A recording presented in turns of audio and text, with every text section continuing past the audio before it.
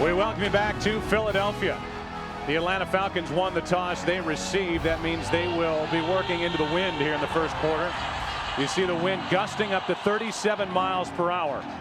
And Jim Mora, 43-year-old Jim Mora, the 12th head coach in Falcons history, set the single-season record as a rookie head coach with the total of 11 wins during the regular season. And no head coach in the history of the Eagles has won more games than Andy Reid. But what's been hanging over Reid in this Philadelphia Eagles group is getting past this round and into the Super Bowl. Who's going to Jacksonville? Glad you're with us. And catching it with his momentum, carrying him backward, is Rawson, who had such a big week last weekend. Out to the 19. That is it. He was dropped immediately. Roderick Hood on the tackle, a 19-yard return, and Michael Vick, who didn't have to do much with his arm last week against the St. Louis Rams, but certainly did plenty with his legs, protected by this offensive line. Todd McClure is in the center of it all, making the offensive line calls. Backs and receivers, this was the best running team in the NFL this season. Warrick Dunn with a lot of T.J. Duckett mixed in. And they'll start in the shotgun.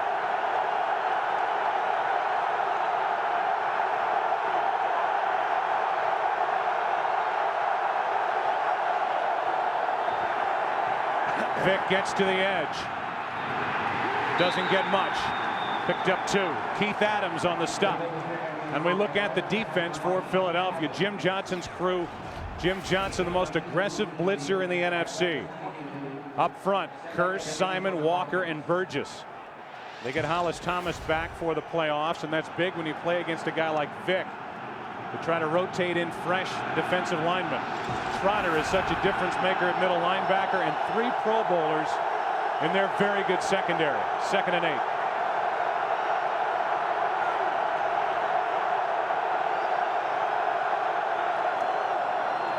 Handoff is to Dunn. Dunn picks up 1. Keith Adams again. And it's Adams who's getting the start in place of the injured Mark Semino, a former Falcon. They'd love to have Semino out there, Troy, because of the speed he provides at linebacker against a guy like Vick, but Adams has been impressive lately. Yeah, surprisingly enough, Keith Adams is actually a faster linebacker than what Mark Semino is, and he is outstanding in run defense. So a perfect substitution for Mark Semino going up against a team like the Falcons, who clearly rely on running the football. 3rd down and 7.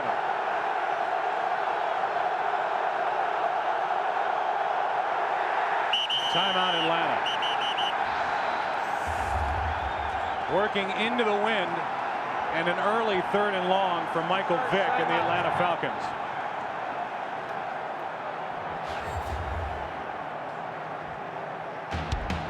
Third down and 7 when we come back to Philadelphia. The NFC Championship on Fox is brought to you by Southwest Airlines, proud sponsor of the NFL and official airline of Super Bowl 39. So an early timeout for Atlanta, trying to avoid a 3-and-out on their first possession since 1970 in the postseason. Dome teams are 0-8 outdoors in championship games. And we do have a change for the Philadelphia Eagles. Javon Kearse is now playing on the defensive right side, right in the middle of your screen. That is to try and keep Mike Vick in the pocket as he tries to roll left. 3rd down and 7.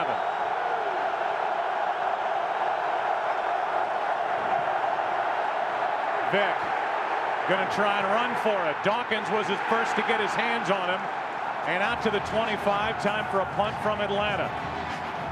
A gain of only 2. And Brian Dawkins, the Pro Bowl free safety, was the first to get his mitts on Michael Vick. And that's going to be the key throughout this entire game. You see Michael Vick, he's looking to throw the ball to his left. Look at the lane that he's got to run. Typically, he's been able to outrun people to the sideline. Brian Dawkins attacked him and got him before he was able to get out in space. And Dawkins barely moved in coverage. He just basically sat there and waited on Mike Vick. Not easy to punt into the wind, and it just hits a wall. Chris Moore takes a good Atlanta bounce and gets down just inside the 40. So all things considered, that's about as good as Chris Moore is going to do. 35-yard punt right into the teeth of this wind. Donovan McNabb and the Philly offense to work.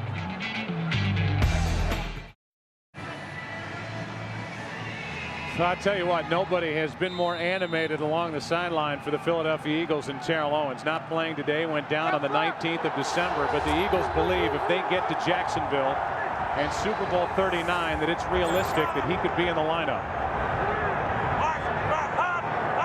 Starting from their own 39. McNabb throws, pretty pass, first down, Pinkston. As he takes it just inside the Atlanta 49, a completion of 12 yards. Well, here we are, and Todd Pinkston, when a corner is off and gives him a free release, as Jason Webster is doing, he's pretty good at pushing that corner off and then coming out of his routes. We talked about it last week. Minnesota coverage against these receivers, something that they have struggled with. Be interesting to see if the Falcons start going more to that as the game goes along.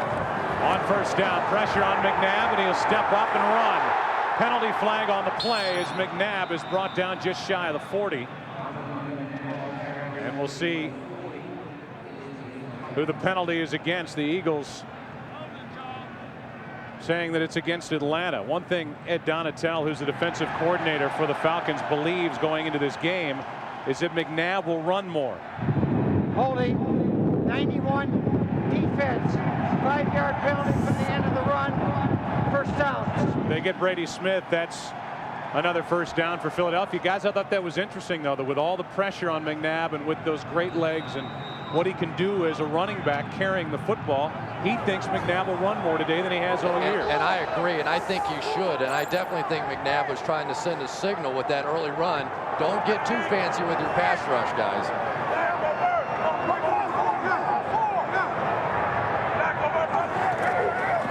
Westbrook touches it for the first time today, and he gets nothing. Let's look at the offense and the offensive line. The big story at the end of the day last week in their win over Minnesota was John Runyon hurting his right knee. He's okay. He's wearing a brace on that right knee, and he will have his hands full all day with Patrick Kearney. Pro Bowlers Trey Thomas on the left side. And as we said last week, the Vikings came in saying, "Where's Waldo?" for Brian Westbrook, trying to find out where he is every time the Eagles break the huddle. No doubt the Falcons are doing the same. Well, they won't have a hard time finding him right now. He's on the sidelines. Just where they'd like him to be.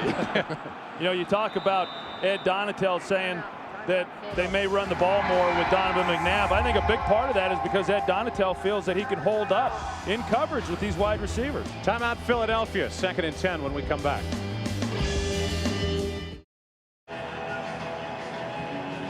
Philadelphia defense did their job. It's hard to believe, looking down at that field from our vantage point, what was going on here yesterday with basically a foot of snow being dumped in the Philadelphia area. There's such an advantage for the Eagles working this direction with the wind in this first quarter. Screen pass, Perry, and what a good play coming up to make the stop is Brooking. That'll bring up 3rd down and long for Philadelphia as Perry picked up only 3.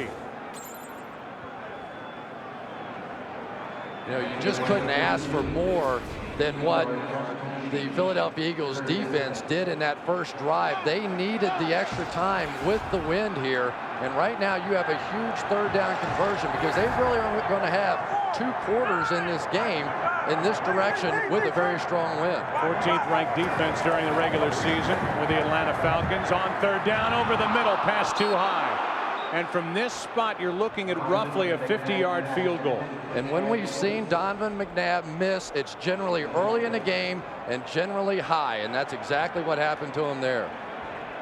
So I don't think there's any doubt that distance-wise, Akers, who's a strong kicker, Troy, anyway, can get it to or through the uprights. The question is, what's the wind going to do with it during its flight, with the wind straight at the back of Akers right here? Well, and he's talked about it and the impact the wind has on his kicks, and even he is not exactly sure once the ball gets in flight what the wind may do. Instead, they flip it.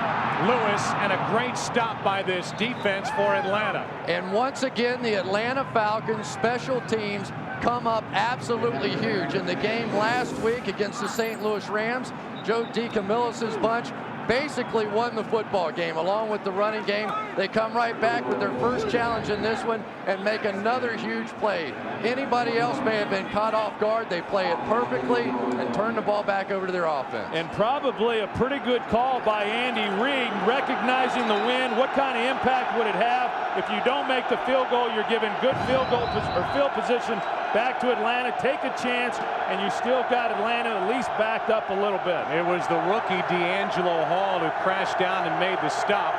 On 4th and 7, Lewis got only 3, and a handoff is to Warrick Dunn, and a nice gain on first down of 9 yards.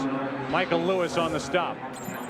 Just like they did a week ago, the Atlanta Falcons are going to have to face a defense. Look at all the guys around the line of scrimmage. And yet with an Alex Gibbs coached offensive line, they can run it against a 9-man front, a 10-man front.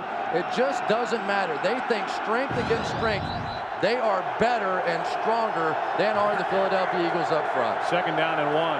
Alex Gibbs, the offensive line coach for Atlanta. Handed off to Warrick Dunn, and Dunn gets it out to the 40.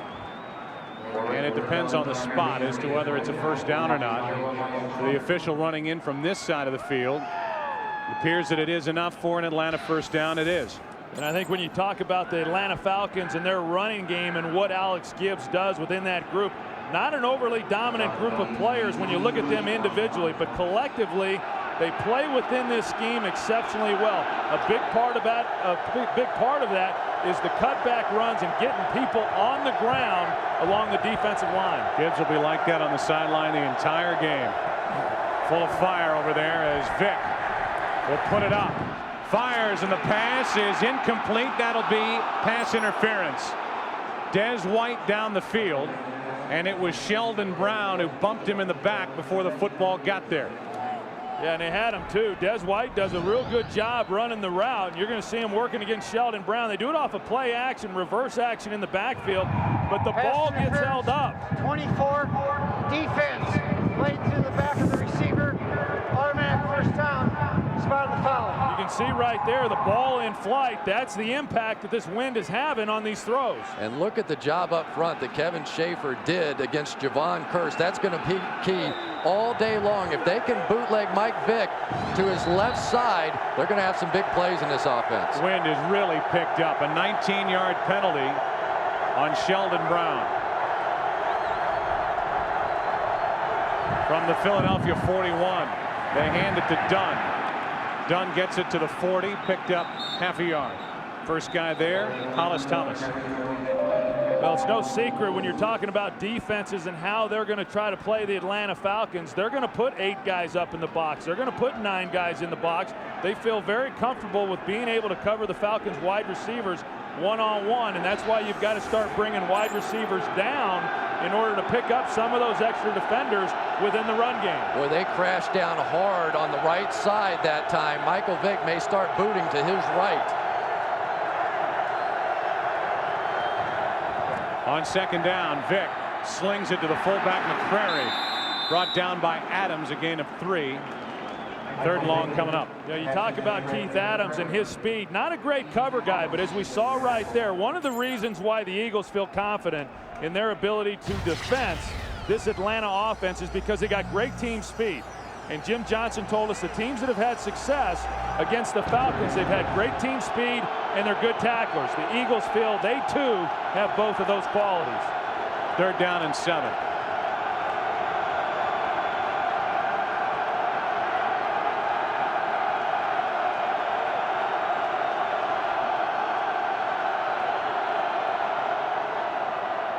Vick to his right, looking for room to run, throws it up for grabs, and the pass incomplete. Algie Crumpler was fighting for it, and Vick is having trouble getting up.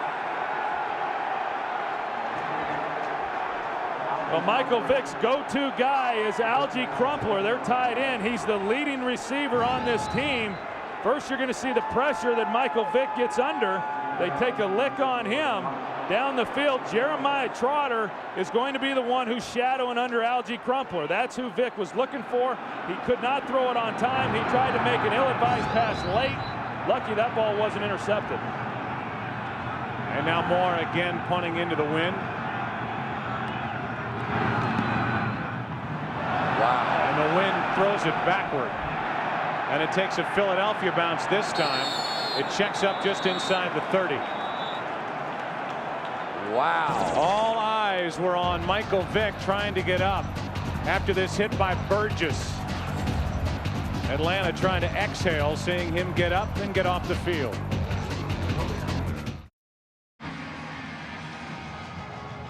The wind blowing the snow around this stadium in Philadelphia. No score, and the Eagles get it for the second time.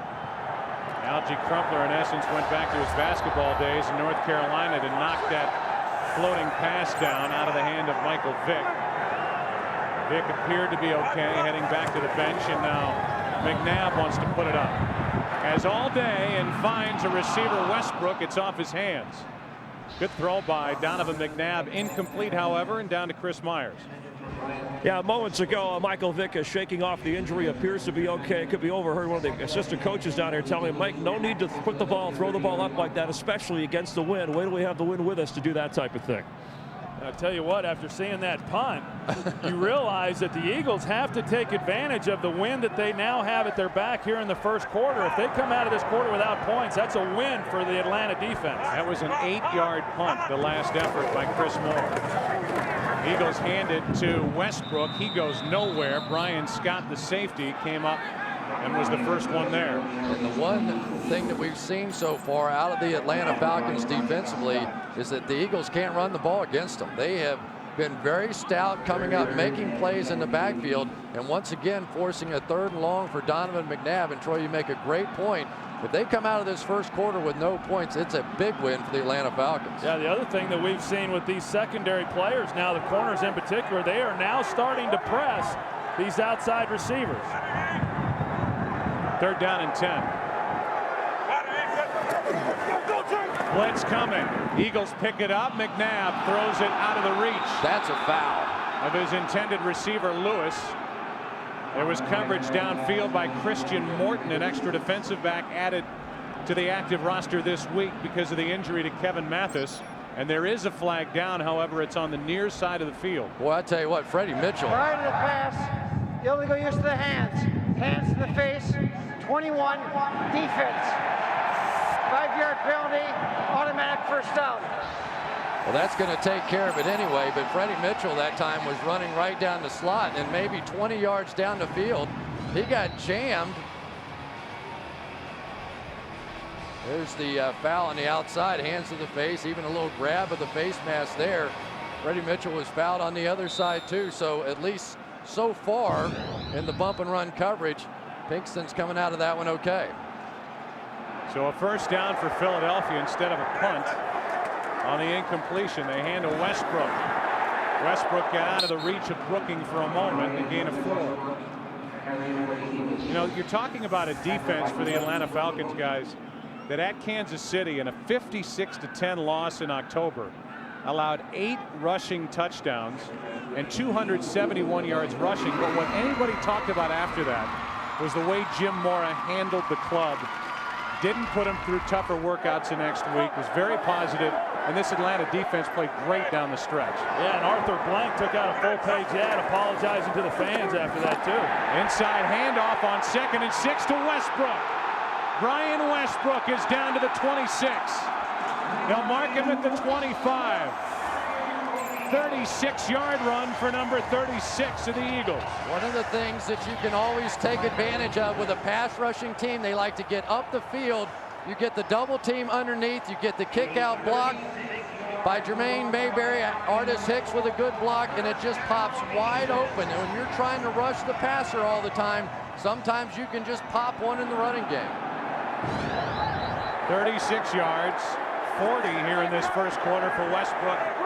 And a first down at the Atlanta 25. McNabb with plenty of time. Fires. L.J. Smith inside the 5.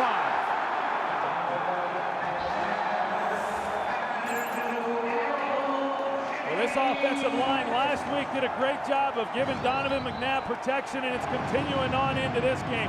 Watch the time that he has to step up and survey the field. He looks to his second receiver. He comes back to the right. He's got L.J. Smith working shallow, Freddie Mitchell over the top. He had both guys. He decided to come underneath to L.J. Smith. L.J. Smith, a big factor in last week's game, makes a big play here today. First and goal from the 4. Dorsey Levens stays on his feet and gets it to the 1. And now, with that second effort, touchdown.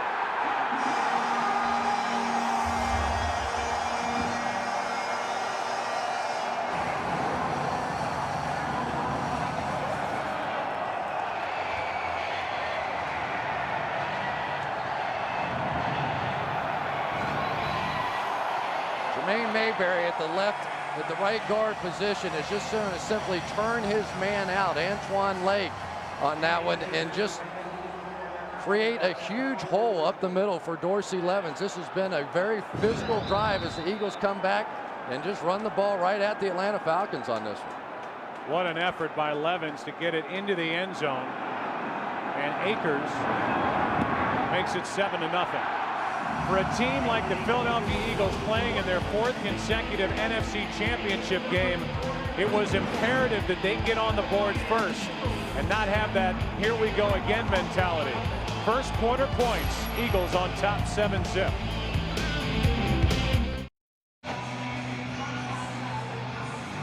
It's a 7-0 Eagles lead with 4:16 remaining in this first quarter. Skies are blue, wind is whipping around, and there's the scoring drive for Philadelphia. Yeah, and I think you got to go back to the illegal contact play on D'Angelo Hall that kept that drive alive. Otherwise, the Eagles would have been punting. The hands to the face call on D'Angelo Hall continued the drive. Then the big run by Westbrook, the completion to L.J. Smith, and a great effort on that run by Dorsey Levens to get it into the end zone. And for Philadelphia, their first touchdown in the last 129 minutes, 52 seconds of conference championship games. Yeah, that goes back to the first quarter of the championship game 2 years ago when they hosted Tampa Bay. First possession of the game, they took the ball right down the field. Deuce Staley scored the touchdown. Last touchdown they had scored in championship play, of course, held to a field goal last year. But remember, because the Falcons had moved the ball, if they had been able to get off an ordinary punt, the Eagles would have been backed up, but it was only an 8-yard punt. And in the second quarter, the Philadelphia Eagles are going to have to face that.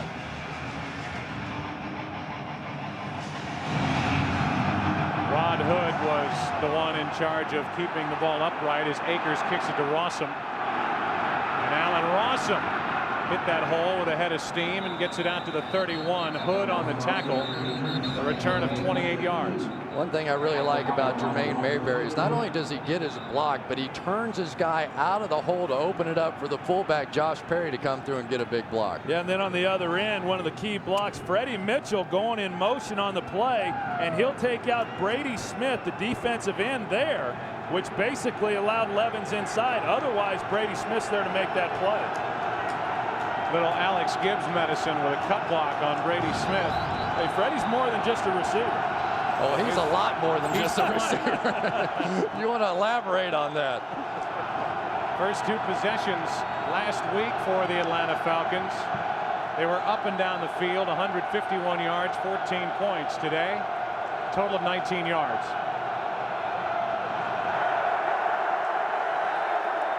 On first down, Vic keeps it and throws it away. Wind almost brought that ball back into play. Sunday, February 6th, one of the biggest names in all of music will be performing live during television's most watched event. Don't miss Paul McCartney in the AmeriQuest Mortgage Super Bowl 39 halftime show. Sunday, February 6th, only on Fox. Second down and 10 for Atlanta.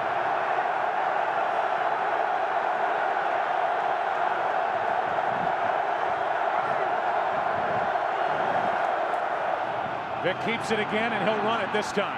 He got to the edge, makes a move, and dives. A yard shy of a first down. The ball is out. but Des White was able to get back on top of it for Atlanta. That'll bring up 3rd down and 1. And here's the guy who's really on a bind on this, and it's Derek Burgess, the defensive end, and he's right here. And what he's got to do is try to squeeze the cutback lane and at the same time be able to get back to the outside and make a play on Michael Vick. And quite frankly, you can't do both. You've got to make a decision, go upfield to contain Mike, and then hopefully you get help from the safety or linebacker to fill the gap. 3rd down and 1.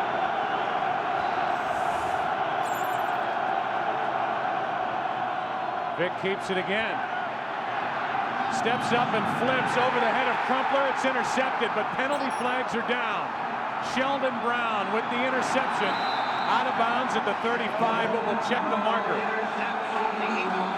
And this appears to be against the Philadelphia Eagles, which would eliminate the turnover and give Atlanta 1st down. We'll wait and see. We'll get the call from Bill Carollo.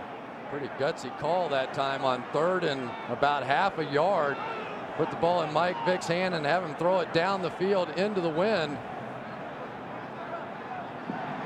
Prior to the pass, holding, 32, defense, 5-yard penalty, automatic 1st down. Now you're going to see Algie Crumpler. Michael Lewis is the one who's covering Algie Crumpler right there when he turned him. That's what brought the flag. And it erases the interception by Brown. It gives Atlanta 1st down at their own 45. And you've got to be careful as a quarterback when you're throwing into the wind and you're trying to throw touch passes and getting the ball up and down. You can't drive them enough in this wind.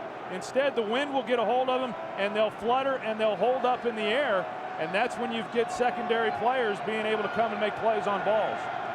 Talking to Jim Mora, he wasn't concerned about Vick throwing with the wind or into the wind at all. I guarantee you he is now. It is howling here in Philadelphia. Handoff is to Dunn. And Warwick tries to cut it up, and he hit a wall.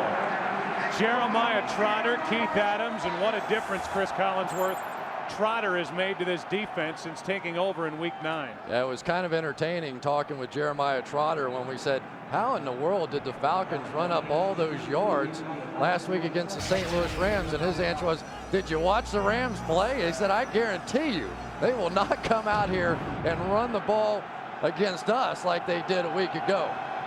2nd down and 8.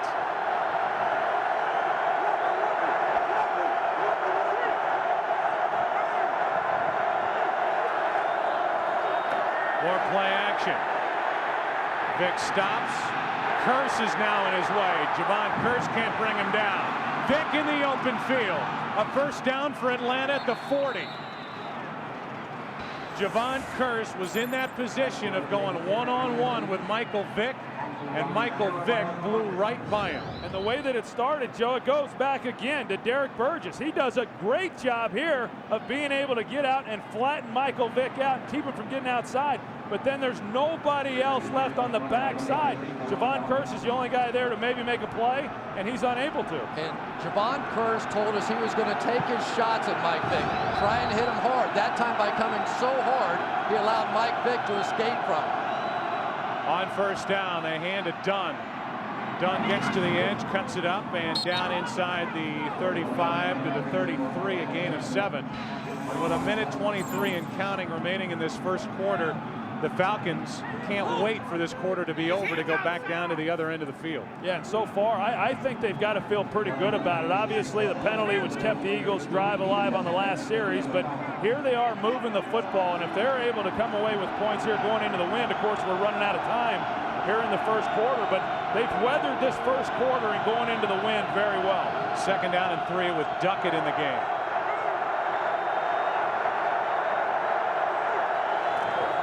Duckett gets it, and the bigger back gets to the 31, picked up 2. And Jeremiah Trotter comes out stomping again. Well, anytime the Falcons go to this zone play where basically they're just trying to get to the edge, Jeremiah Trotter is the guy. His favorite saying is, cut it back to your boy, send it back to your boy. Well, the boy was sitting there on that one and got a big shoulder full of TJ Duckett. If they can stop that play, it helps them stop the cutback. It's 3rd down and 1. Realize the Atlanta Falcons probably will have 2 downs to try to pick up the 1 going in this direction. 10 seconds and counting left in this first quarter. They hand to Duckett. Duckett doesn't get it. Now with the quarter being over, you go to the other end of the field, and the decision will be forthcoming from the Falcons on 4th down. Will they try the field goal or go for it? As the first quarter has come to an end, but the officials are right now gathered at about the 32-yard line. Timeout, Philadelphia. That's the team's second charge timeout. What a smart play by the Philadelphia Eagles as they spend a timeout. Reset the game clock to 1 second. And the interesting thing is, guys, they may spend a timeout and give Atlanta. I don't know if it's a good decision. Easier to go for it on 4th down. I don't know. I think it was a good decision because if they had not called the timeout, the clock runs out. Now it's an easy decision to attempt the field goal and make it a 7-3 ball game. Now you've got to make a decision because I'm not sure. We were watching their kicker, and it is a extremely tough kick going into the wind from that place on the field. I think you're almost forced to go for it on 4th down. Oh, there's now. no doubt. Yeah. I'm just saying in the end. Right, I think it's a mistake because on the other end, give him a field goal. Who cares if he can make a kick into this open end of the stadium where that wind comes howling out of that one corner? Give them 3 points. We'll take the football back.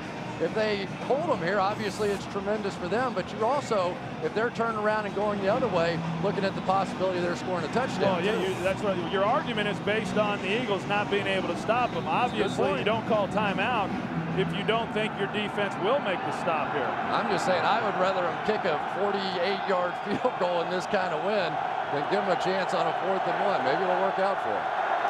Duckett is the tailback.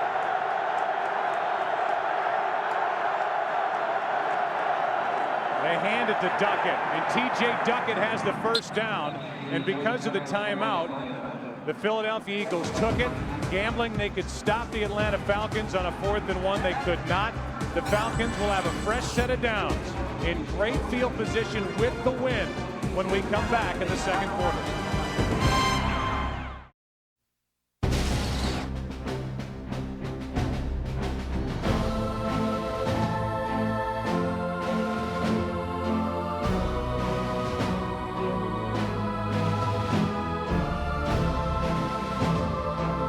The elements, banging heads, the Philadelphia Eagles, the Atlanta Falcons. We're through one quarter of this NFC Championship game, and the Falcons have a first down inside the Philadelphia 27, trailing by those 7 points. And let's be fair also, there's no guarantee that they would not have gone for it on 4th down even if the Eagles had not used the timeout there. First down for Atlanta.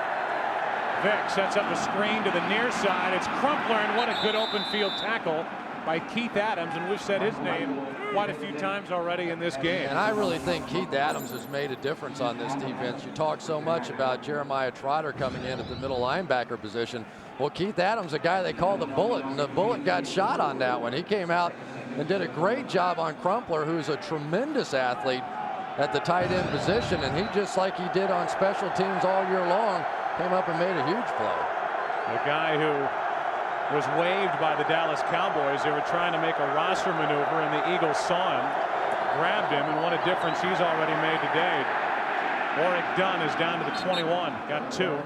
Derek Burgess on the tackle. 3rd down for Atlanta. And you take a look at Warrick Dunn, and Warrick's used to coming in here and playing the Eagles on the road in the playoffs. He played them a couple of times with Tampa Bay. He came in here 2 years ago and played him while he was with the Atlanta Falcons. Has not had much success against this Eagles defense. Coming in here today and hoping to have a better day, but so far the Eagles defensively have kept him bottled up. 3rd down and 5. That's Vick in motion, and they direct snap to Dunn. And Warrick Dunn has a first down inside the 15 to the 14. Well, that's the same play they ran last week, but if I remember correctly, instead they threw it out to Michael Vick on the flank, and this time Warrick Dunn takes the direct snap. and picks up a big first down. But this goes back to some of the things that Jim Mora did and saw when he was with the San Francisco 49ers. They had big runs on third down situations, third down and medium for first downs, and they came into this game thinking they could do the exact same thing. How many sets of eyes in the Eagles defense do you think followed the body of Vick going in motion, and they run it to the other side with Dunn for the first down? From the 14, that's Crumpler. Michael Lewis can't bring him down immediately, and Crumpler is down to the 6. Picked up 8. Yeah, that's one of the advantages that you get when you got a tight end like Algie Crumpler, and we're really seeing them all over the league right now with some of the other players, Tony Gonzalez and Antonio Gates, and they're in San Diego. And when you're able to split those type of guys out, you get a safety out there on them, because the Falcons believe that wherever they put Algie Crumpler, if they put anybody on him other than a corner, they feel it's to their advantage. Second down and 2.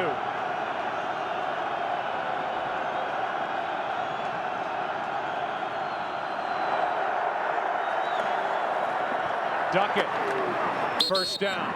First and goal from the 2 for Atlanta. They went right into the teeth of a blitz there. They're definitely coming on the outside, and Jim Morris said, we just don't care. It's one of the great things about being in an offense with Alex Gibbs. Alex Gibbs has seen every different kind of front that you can throw at somebody. That time they came up and ran a safety blitz right into that run, and they just ran right by it. Well, this is where the Eagles pride themselves, one of the best in the league at keeping people out of the end zone. On first and goal, they hand to Duckett. Duckett runs into Jeremiah Trotter, Hollis Thomas, Keith Adams. Second and goal.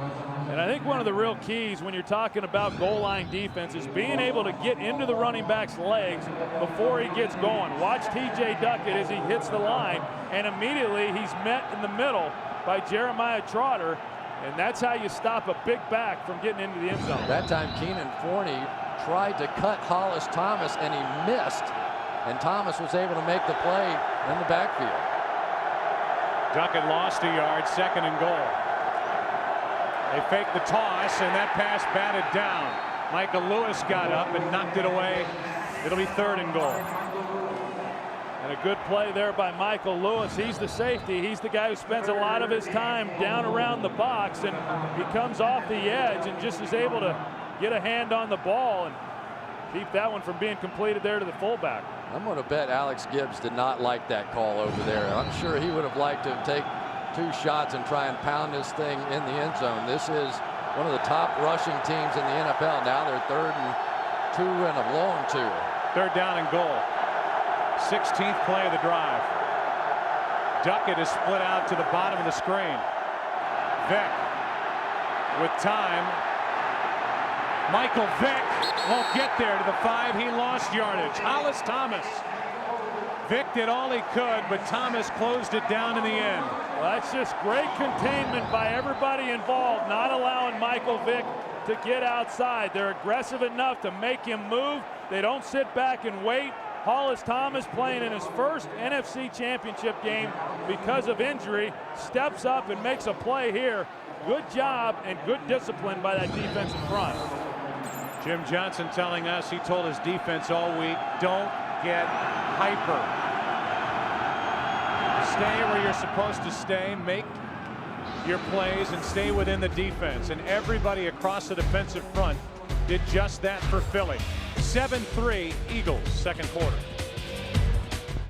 The NFC Championship on Fox is brought to you by Hummer. Check out the H2. Hummer like nothing else. By McDonald's. By State Farm. Like a good neighbor, State Farm is there. And by Coors Light. The coldest tasting beer in the world, Coors Light. The official beer sponsor of the NFL and Super Bowl 39. The Philadelphia Eagles during the regular season, their defense ended up ranked 10th. They gave up some yards, but they didn't give up a lot of points. They ended up tied for second in the NFL in points allowed. And I guess it's only fitting that the 3 top teams in that category, points allowed, are still alive. You've got the Eagles, the New England, and Pittsburgh, who will meet later today across the state.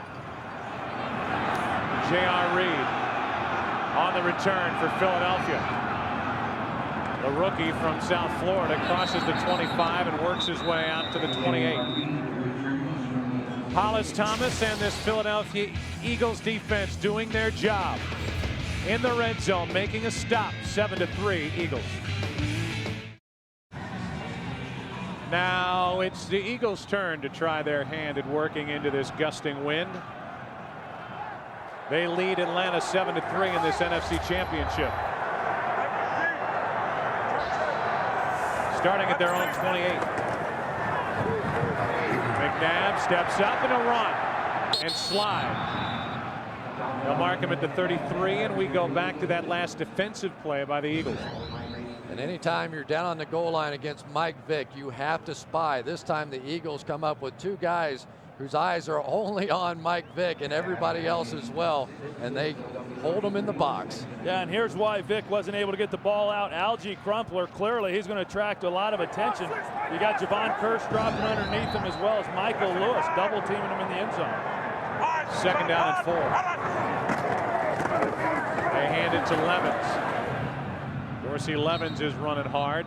Picks up 3. 3rd and 1 coming up. Let's go down to Pam Oliver. Hey, Joe, and a lot of high fives being passed around on the Eagles D. That group was jubilant about keeping Vick and company out of the end zone. Chris Collinsworth praised the Eagles' containment on Michael Vick, while defensive coordinator Jim Johnson did the very same thing. He knew the execution on that was perfect. Joe? All right, Pam, thanks. 3rd down and 1 now for the Eagles offense. You hate to belabor the point, but every time that the Eagles pick up a 1st down, about 3 minutes click off the clock for the Falcons with the win. Levens has enough for a Philadelphia 1st down. Needed 1, got 2, and a fresh set for the Eagles. Kearney was the first guy to make contact with Levens for Atlanta. You know, we saw Mike on that 1st down scramble and pick up some pretty good yards, and you know, a lot of people have suggested that maybe Donovan McNabb should scramble a little bit more, but that's not really a part of his game. You know, this year he's run less than he has at any other point during his career, and yet I think the reason he hasn't has been more his development within this offense, as well as his wide receivers doing a much better job of getting open than maybe they have in recent years. Which is what McNabb sees in the future for Vick. Penalty flag on the completion to L.J. Smith. And L.J. Smith with a good run down to the 44-yard line of the Atlanta Falcons, but there is a marker down. And it's against Philadelphia. Looks like an illegal shift, possibly. Where does that hurt?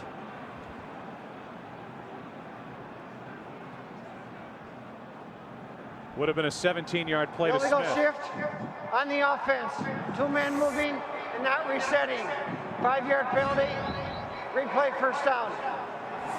Freddie Mitchell is going to reset himself, get up on the line of scrimmage, but never actually get set. You see the secondary move, and that is 2 men in motion and the penalty. Yeah, and the only way it could have been legal would have been if L.J. Smith had come to a complete stop as well. Then it's fine. But because L.J. Smith was in motion when Freddie Mitchell moved, it drew the flag. So that wipes away the 17-yard catch and run by L.J. Smith. Brings up 1st down and 15. They hand it. It's over. Dorsey Levens. Chris Draft on the tackle, a gain of 4. And we haven't seen much of Brian Westbrook at this point. I mean, if that's the guy that the Atlanta Falcons were worried about coming into this game, Westbrook to this point, outside of that one long run, has not been a factor. Yeah, but you can bet that as this game progresses, they're going to continue to want to try to get the ball into his hands. He's obviously one of the playmakers, but one thing we do know about Donovan McNabb, he does a great job of spreading the ball around. He's not going to get locked into just one guy. Westbrook does not have a catch today. McNabb fires and the pass incomplete as his receiver Smith had fallen down. They They'll bring up 3rd and long. Excuse me, Joe. They tried to come back to the exact same play that they hit on the penalty. Just a little tight end screen out to L.J. Smith.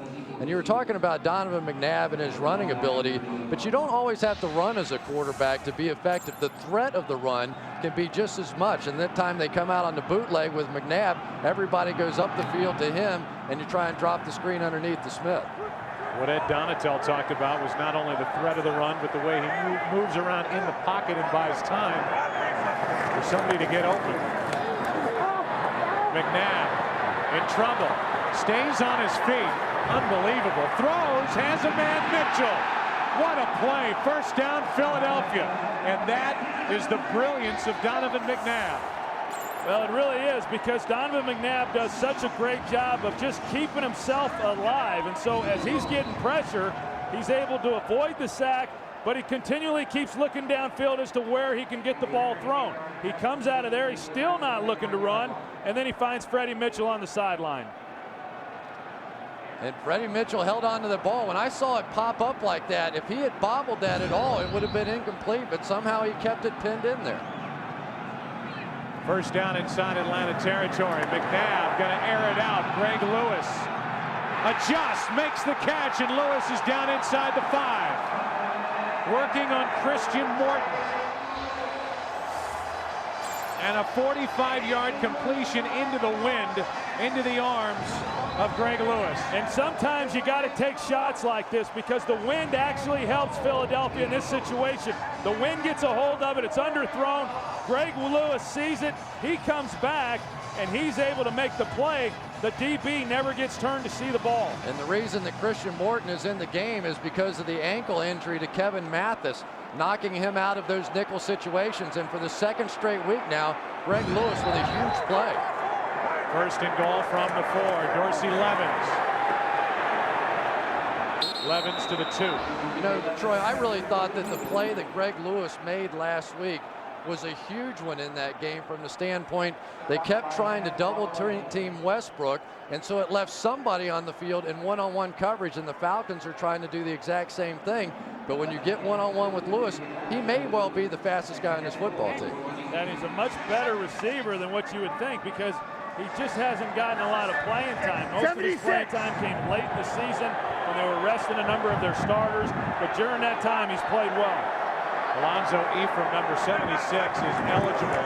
An extra tackle. McNabb back in the end zone. Lewis. Touchdown.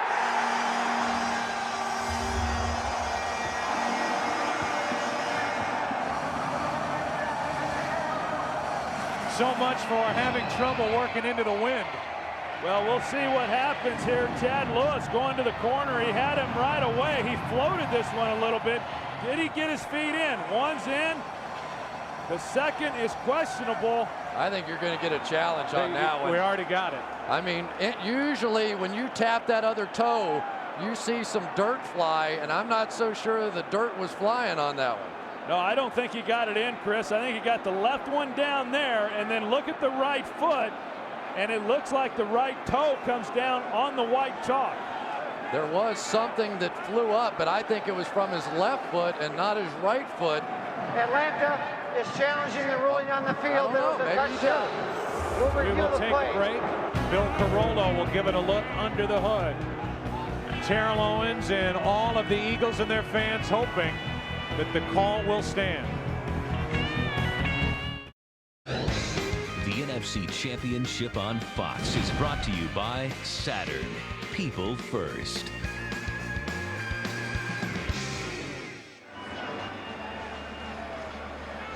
Couple of questions when they look at a replay. The obvious one is, did he get that right foot down after the left foot was inbounds? Did he dot the I, so to speak, and get the toe of the right shoe down? It looks like from that angle and that replay that Lewis did. Yeah, I agree. I think he did as well. It was a tremendous job by Chad Lewis getting that back foot down, and at the very least, I definitely don't think there's enough to overturn that play. Yeah, that's the other question. Is there enough evidence to overturn the call, which was touchdown? We all think up here in the booth that the touchdown for Chad Lewis will stand. Yeah, I think it will too, and there was nothing definitive to suggest that he did not get his feet in, and boy, Donovan made that a much tougher play than what it needed to be. And that last angle that we had was really the definitive one, and in a championship game, obviously you have more camera angles than you do for a regular season game, and it's going to help the Eagles here. After reviewing the play stands as called. Touchdown. Atlanta is charged with their second charge timeout.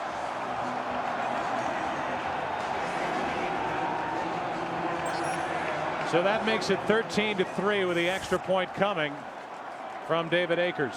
Just a tremendous drive by the Philadelphia Eagles going into the win, hitting the big pass plays, and really eating up basically the whole quarter that the Atlanta Falcons had the win.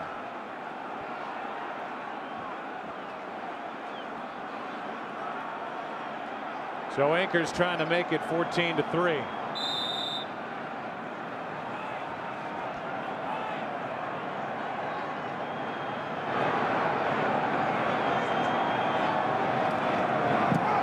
Now we'll see what kind of an answer the Atlanta Falcons have. Donovan McNabb completes it to Chad Lewis on the drive, a 45-yard completion to Greg Lewis. But it's Chad who got them both down. And the Eagles lead 14-3.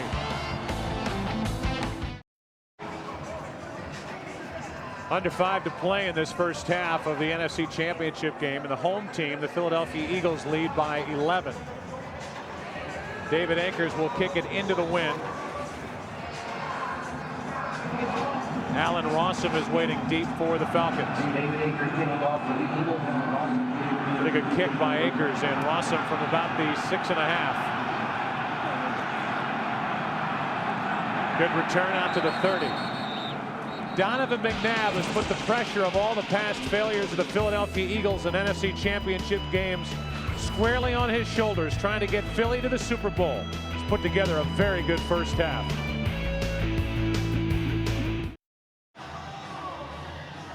A 14-3 Eagles lead with 4:50 remaining in this first half. You look back at Donovan McNabb and what he's done in NFC Championship games. 0-3 record, 1 touchdown, 5 interceptions, and a passer rating of 50.5.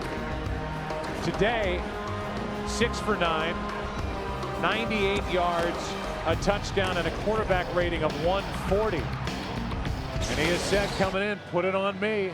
It's all on me. I will get this Philadelphia Eagles team to Jacksonville in the Super Bowl, and he's doing his part so far. He was absolutely brilliant on that drive with the long pass and the scramble play on 3rd and very long. Now we'll see how the Falcons answer this young Atlanta team. As Jim Morris said all week, playing with the house's money. All the pressure on the Eagles. Now the pressure on the Falcons, down by 11, and a gain of 3 by Warrick Dunn. Well, and here's what happens with Atlanta is that they don't have to abandon their game plan. Clearly, they still want to run the football, but when you're talking about 4.5 minutes left in the half, you'd like to be able to take advantage of the win position that you have at your back. And so it will be difficult for them to be able to methodically drive the ball in the length of time that they have. They're going to have to create some big plays, Chris, throwing the football. And I still think their best play is bootleg right out here against Burgess. 2nd down and 7. Vick fires, the pass complete. He gets it to Peerless Price, his first catch of the day, a guy who during the regular season caught only 45 passes. Yeah, and that's really what they have to do. They have to be able to create some chunks, whether that's Michael Vick running the football, creating some plays and knocking off some yards, or coming out here to your wide receivers. The wide receivers have not been a big part of this passing game throughout the year, but Peerless Price doing a good job there getting in the void, and Michael Vick finding him. First catch by Falcon wide receiver all day. On 1st down, it's done. It's Trotter. And nobody's motor's going any faster than Jeremiah Trotter, just like last week. Well, Trotter played the best game of his football career a week ago, and he's following it up with another great one here today. That time they get some penetration inside. I believe that was Javon Curse, the offensive lineman, tried to block him and had to leave Trotter alone. What do you say, Troy? Turn it back to your boy. Turn it to your boy. There you go. He took care of it himself. 2nd down and 13. Atlanta with only 1 timeout left. Pass too high for Crumpler. And a penalty flag at the very end of the play. It was thrown by the referee, Bill Carollo. And they get Philadelphia for roughing the passer. Personal foul, roughing the passer, a blow to the face mask, 91, defense, 15-yard penalty, Automatic first down. Sam Rayburn. Yeah, that's Sam Rayburn. You're going to take a look at what happened, and you know, you come in as a defensive lineman and you're trying to knock the ball down and you hit the helmet, and you know, obviously intent was not to injure, but that's the rules. That's what they've been calling. They've been consistent with it all season. You hate to see drives remain alive on those kinds of penalties. Atlanta does it. The Falcons love it. It's first down from just outside the Philadelphia 40. Vick, little pump fake. Now over the middle. Crumpler, what a throw, what a hit, what a catch. Algie Crumpler hung on after getting a vicious blow from Brian Dawkins. Boy, Algie Crumpler runs routes like a wide receiver, and he catches the ball like a bull. He took a huge shot at the end of that play by Dawkins, but watch the little double move now on Michael Lewis. Turn out, go right back up, and at regular speed, look at the clean hit by Brian Dawkins. Just a great shot. One of those you'll think about that one later. And I tell you what, Michael Vick did a heck of a job pumping to his right, getting the safety to move, and then being able to fit that ball in. They could elect to let the game clock wind down to 2 minutes. Instead, they hand to Dunn. And Warwick Dunn is into the end zone. And what an answer by the Atlanta Falcons. Well, that's just huge, Joe. Yeah, I talked about it a little bit earlier. You had to get some plays from your passing game. They come out on second down, and they get the pass to Peerless Price. They get the big gain there to Algie Crumpler, and they come away with a touchdown here right before half. Well, they've been hitting this stretch play all day long, and the linebackers have been catching this thing over the top. That time, Jeremiah Trotter tried to come back door on it, had to jump over one of the linemen and simply couldn't get there. So with 2:02 remaining, Jay Feely will try to make it a 4-point game. And he drills it through. The point I was going to make is they reset the play clock. So if the Falcons wanted to let the play clock and the game clock wind down to the 2-minute warning, they could have let Crumpler go over, clear the cobwebs a little bit, then come back out for that first down play. Instead, they hand it to Warwick Dunn, and he just scoots right into the end zone. Well, I tell you what, that is a huge drive for the Atlanta Falcons in this game. To get the ball with a little over 4 minutes in the first half, wind at your back, you're down 14-3, and to be able to move the ball down and be able to come away with a touchdown, that's huge.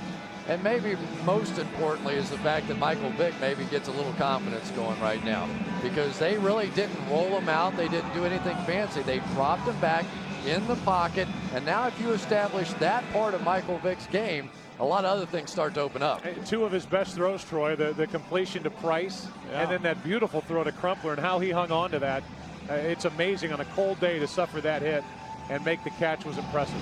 Well, so many times we talk about Michael Vick and his ability to run and how maybe he can't sit in the pocket and deliver the ball. We certainly witnessed it on that drive. A couple big throws, none more important than the one that he fit in there to Algie Crumpler. And you're right, what a catch he made. But what a big drive and a big game. So it's 14-10. And the wind's going to start knocking the football off the tee. So they're going to have to bring in Aaron Beasley to hold it, as Feely will kick it off with the win.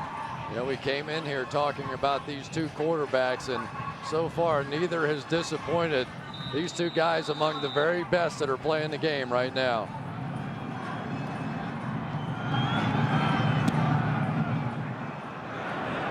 You hear the foot hitting that cold football as Roderick Hood takes it on the return and gets it out to the 29-yard line, and that will bring us our 2-minute warning in the NFC Championship game. 14-10. The Eagles on top. Falcons with an answer and a hug from Mora to Warwick Dunn.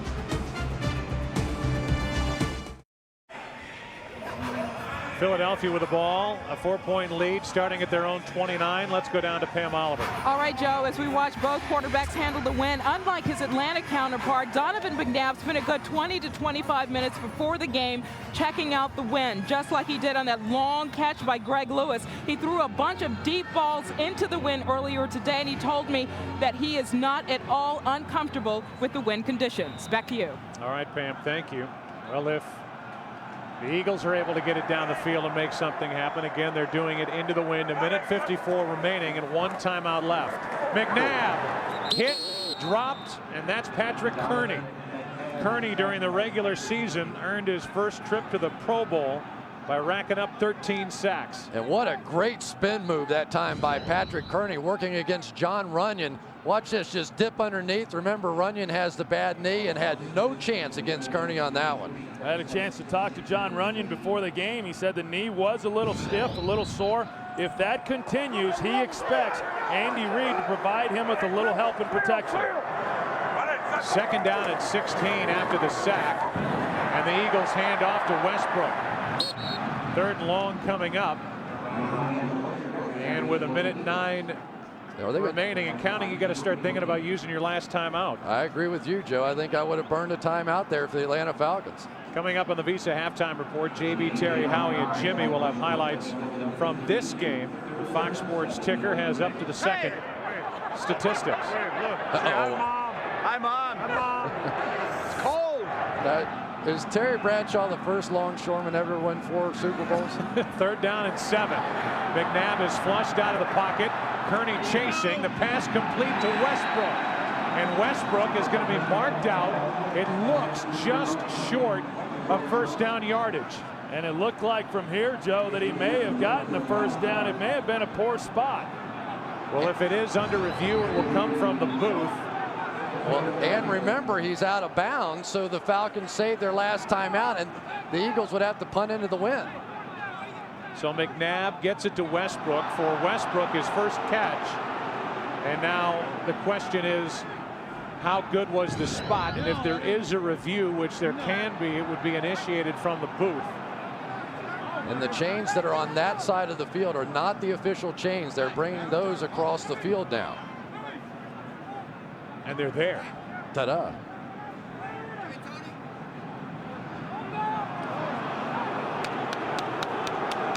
So about 6-7 inches short, and there's no decision here for the Eagles. They will have to punt if there is no review, and we get a look at it from up above. Big play in the ball game right now. Yeah, it looked to me like it was a not very favorable spot for the Philadelphia Eagles. And you're right, Joe, there's no decision to be made here. Now punting to Atlanta. Atlanta gets the ball with 1 timeout. And depending on where they're able to return this ball to, if I'm the Eagles, I do not punt this anywhere near Allen Rossum. On top of that, we've seen a Chris Moore punt going in this direction, travel all of 8 yards. And I think Rossum's too deep here. I don't think he can kick it that far. Pretty good try here by Johnson. It hangs up, and Rossum from inside the 25 has blocking. Had a huge week against St. Louis last week and gets it to the 35 with 21 seconds remaining and 1 timeout left for Atlanta as they trail by 4. This February, NASCAR on Fox returns with the 47th running of the Great American Race. 43 drivers will clash in the fastest, fiercest, most high-powered sporting event in the world. NASCAR coverage begins with the Daytona 500, February 20th in high definition, only on Fox. I tell you, the other advantage that Atlanta has when you got a guy like Michael Vick, Jim Mora told us last night he could throw it about 85 yards. So from here, they could potentially even take a shot as a Hail Mary as time runs out. Wind chill 3 degrees down on the field. Vick has it batted into the air, incomplete. Let's go down to Chris Myers. Yeah, Joe, Michael Vick has shown little emotion from the start of this game. The longer he was sitting on the bench, the cooler he was getting, or the colder. But he was up and hollering after that last defensive stop, cheering on the defense. It's gotten significantly colder and windier since the start of the game. I have to tell you, one of the most impressive plays of this entire game so far was that punt by Dirk Johnson. He hit that thing 40 yards dead into the wind. That was really, really a big play. We just heard from Chris, the wind has picked up. It's gotten colder. Corey Simon batted that last pass down. It's 2nd down and 10. With only 16 seconds remaining. Vick trying to buy some time. It'll go down. And that should just about assure that the score at halftime will be 14-10, and it will. That does it for the first half of this NFC Championship. Javon Curse making that last play. Vic McNabb. Falcons, Eagles. And it's 14-10 Philadelphia. 1/2 to go. A trip to the Super Bowl on the line. Visa halftime show coming up after this from your local Fox station.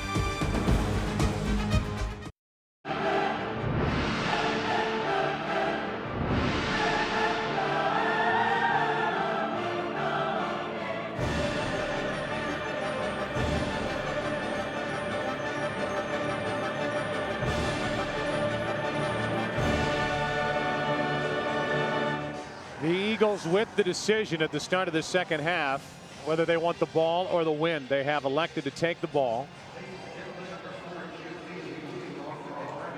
Feely will kick it into the wind, and off we go. So Jay Feely will get rid of it, and on the return, it'll be Reed and Hood waiting deep. This is Reed on the run.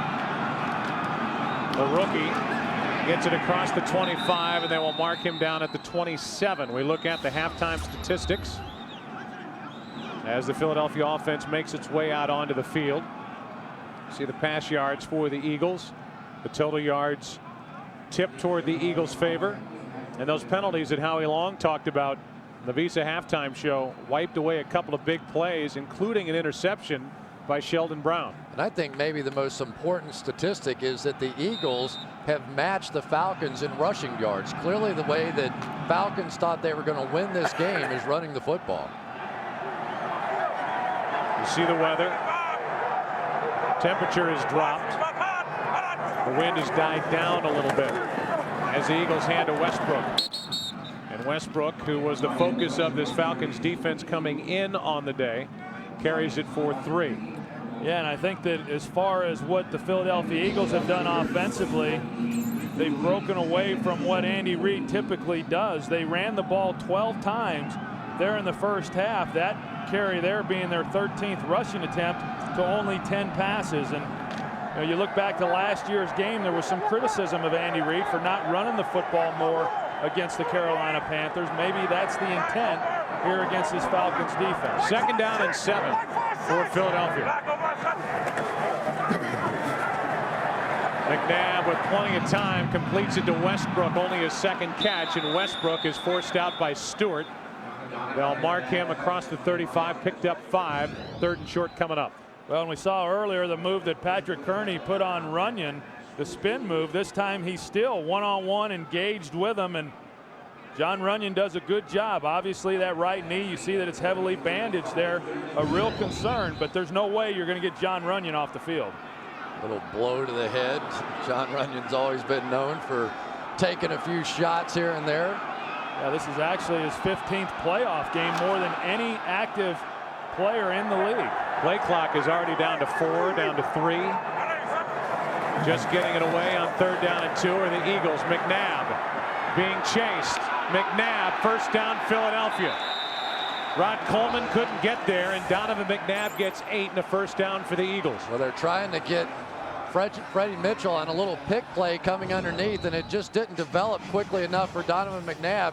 And then he just does what he doesn't like to admit that he does very well. He talks about he wants to be a pocket passer, but I still think trying to defend this Philadelphia Eagles offense whenever he takes off and runs even a little bit is just so difficult. And it's so demoralizing for a defense when you've got your receivers covered and then he's able to still pick up a 1st down with his legs.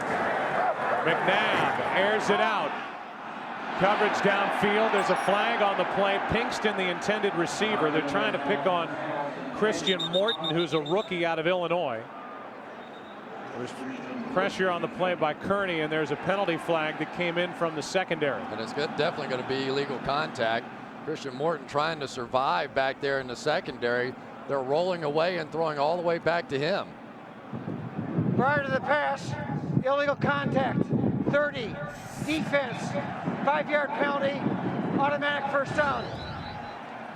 So it's prior to the pass, so there's no pass interference. It's a 5-yard penalty, but a 1st down. And the hard thing is for a rookie in college, that's no penalty. You know, that's just the way you play the game.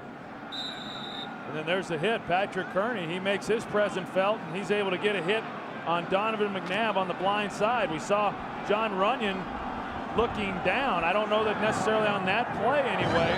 That was his man. First down for Philadelphia, leading by 4. Pass complete. Levens. And Dorsey Levens gets 5. You know, this is turning into a pretty good battle out here at right tackle. John Runyon again. Here's the spin move that Patrick Kearney used earlier and able to get the hit there on Donovan McNabb. He tries it again. He loses his footing, but John Runyon had a good base and didn't fall for the move. Yeah, they are starting to get some openings down the field now. McNabb has taken the ball and dumped it to some of the backs. Wouldn't be surprised to see some of those tight ends coming across on that crossing route. It's starting to open up now. Second down and 6. That's Westbrook. And Westbrook has a Philadelphia first down. Let's go down to Pam Oliver. Hey, Joe, strain knee aside, if John Runyon continues to have trouble with defensive end Patrick Kearney, he has his division nemesis Michael Strahan to thank. I spoke with Kearney Saturday, and he acknowledged talking to Strahan this week to get some insight on how to play Runyon. Strahan said it's all about watching Runyon's feet. If his inside foot is up, he's blocking out. If the heel is down, it is just the opposite. Furthermore, Kearney also learned a few tips on Donovan McNabb and his tendencies with the snap count, guys. All right, thank you, Pam. Kearney, who would be working on Wall Street if not for football, doing a little research as Westbrook finds room to run. Westbrook bounces it outside and gets another Philadelphia first down. Kearney upfield. There were other Falcons there, and nobody could bring down Brian Westbrook. Yeah, and when you get into a game like this, you have to make tackles. They had opportunities. Patrick Kearney right there had a chance to bring Westbrook to the ground, and you've got to stop him before he gets going. This is a back that can get to top speed in 2 or 3 steps. You've got to hit him in the backfield. You've got to get him on the ground. Otherwise, he reels off runs like that. Well, that was pretty good stuff right there, wasn't it? That was a little Walter Payton, Marshall Faulk, just kept it alive, and big pickup. Not a big guy, 5'10", 205, but a lot more powerful. And you may imagine they toss to Westbrook. And Brian Westbrook has another first down.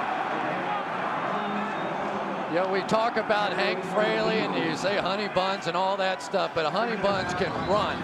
He got out on this play and is going to lead the way, and just at the last minute able to knock his guy to the ground, and there is the corner secured on the outside. And if they can start to get that outside running game going, those bootlegs and some of the things that McNabb likes to do really open up.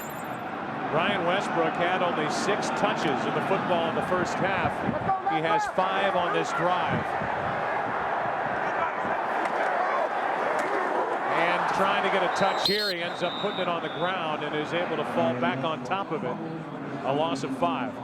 Yeah, and that one was just a miscommunication between Donovan McNabb and Brian Westbrook, and they're trying to run a counter trap here, and Donovan took it a little too far, or Brian Westbrook came up too far into the line, but they came up together, collided, and the ball's on the ground. Fortunate in order to get that one back. And this is a big situation from the standpoint 3 versus 7. If the Falcons can get out of here with just 3, they have to feel great about it. Second down and 15. Play action from McNabb. They set up a screen for Westbrook. Westbrook got past Brooking and is brought down at the 13-yard line, got 9. Corey Hall on the tackle. You know, Chris, you talked just a minute ago about Hank Fraley. Watch him, the center, number 63. He's really good at screens because he moves around extremely well, especially once he gets out in space. Look at the job he does right there on D'Angelo Hall. That's a corner, and to be able to even get a body on an athletic corner like that really says a lot for the athleticism of Hank Fraley. Third down and 6.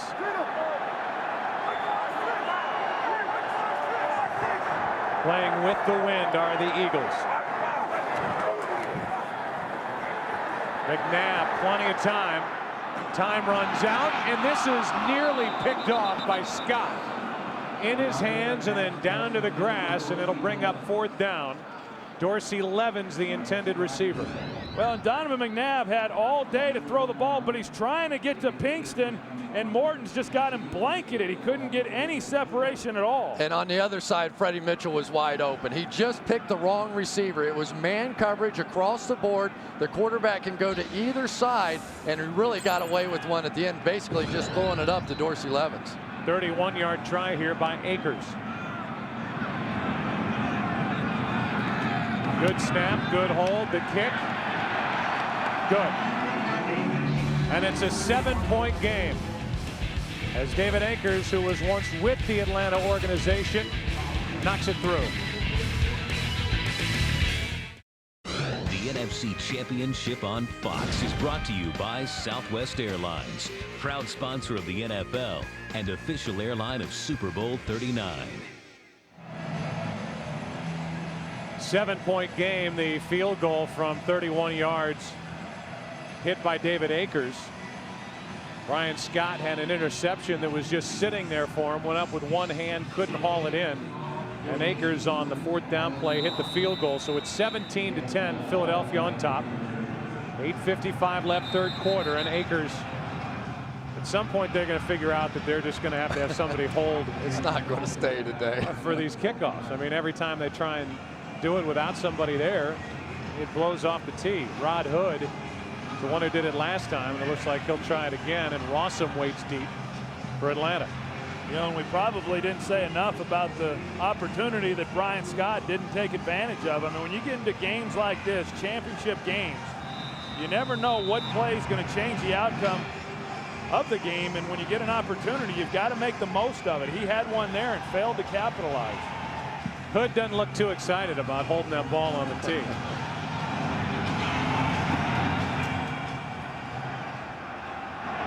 Rossum. He can down it. Downs it in the end zone. So the Falcons will start with it. Michael Vick at his own 20. How close did Scott come to an interception and avoiding 3 points? That close. Frustrating moment for the Falcons and Brian Scott.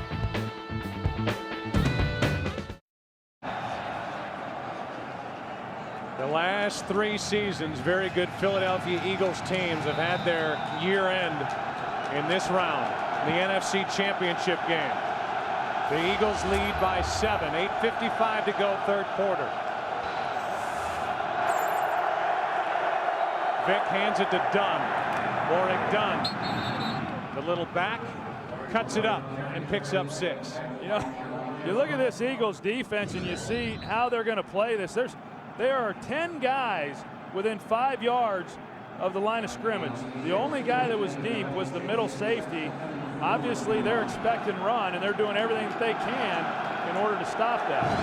No team in the NFL had fewer receptions by their wide receivers or fewer yards by their wide receivers than the Falcons this year. And off to Dunn, who cuts it back up the middle and picks up a 1st down as he gets 7.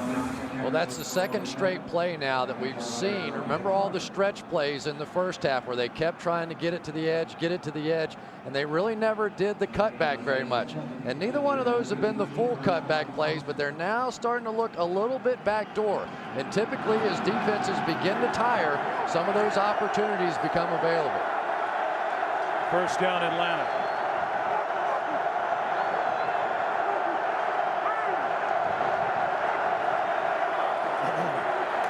Play action from Vick. Vick knocked down and sacked.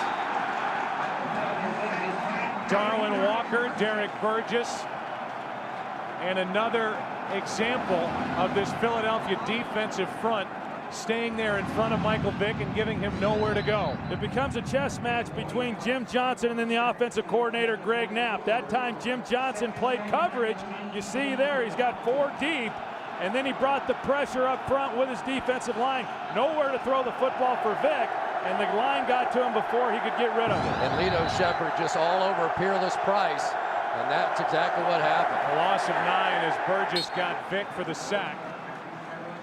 A gain of 3 here by Dunn, and the tackle made by Adams and Burgess. But what you can't do against Jim Johnson teams is when you give up those sacks, Now you're in third and long situations. Now he can call anything.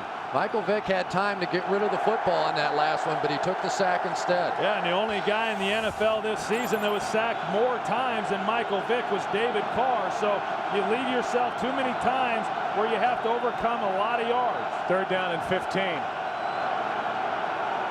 Eagles come on a blitz. Vick flips it to Jenkins, and he is brought down immediately by Brown. 4th down. And when you talk about trying to move the football into the wind and try to maintain field position, the Philadelphia Eagles did an excellent job there of stopping Atlanta, and now they've got to punt into this wind. Philadelphia should have great field position after this play. And I really do think the magic number is 7. If Atlanta can go into the 4th quarter with the win, down just 7, they'll have an excellent shot at this one. 3rd punt from Chris Moore.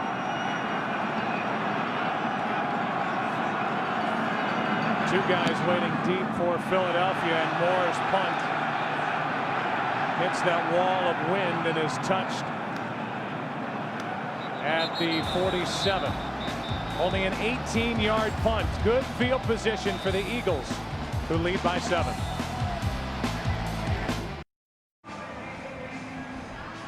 The elder Jim Mora up above watching his son coach the NFC Championship game. That Jim Mora, before he came to the New Orleans Saints in the NFL, won 2 titles in the USFL with the Philadelphia Stars.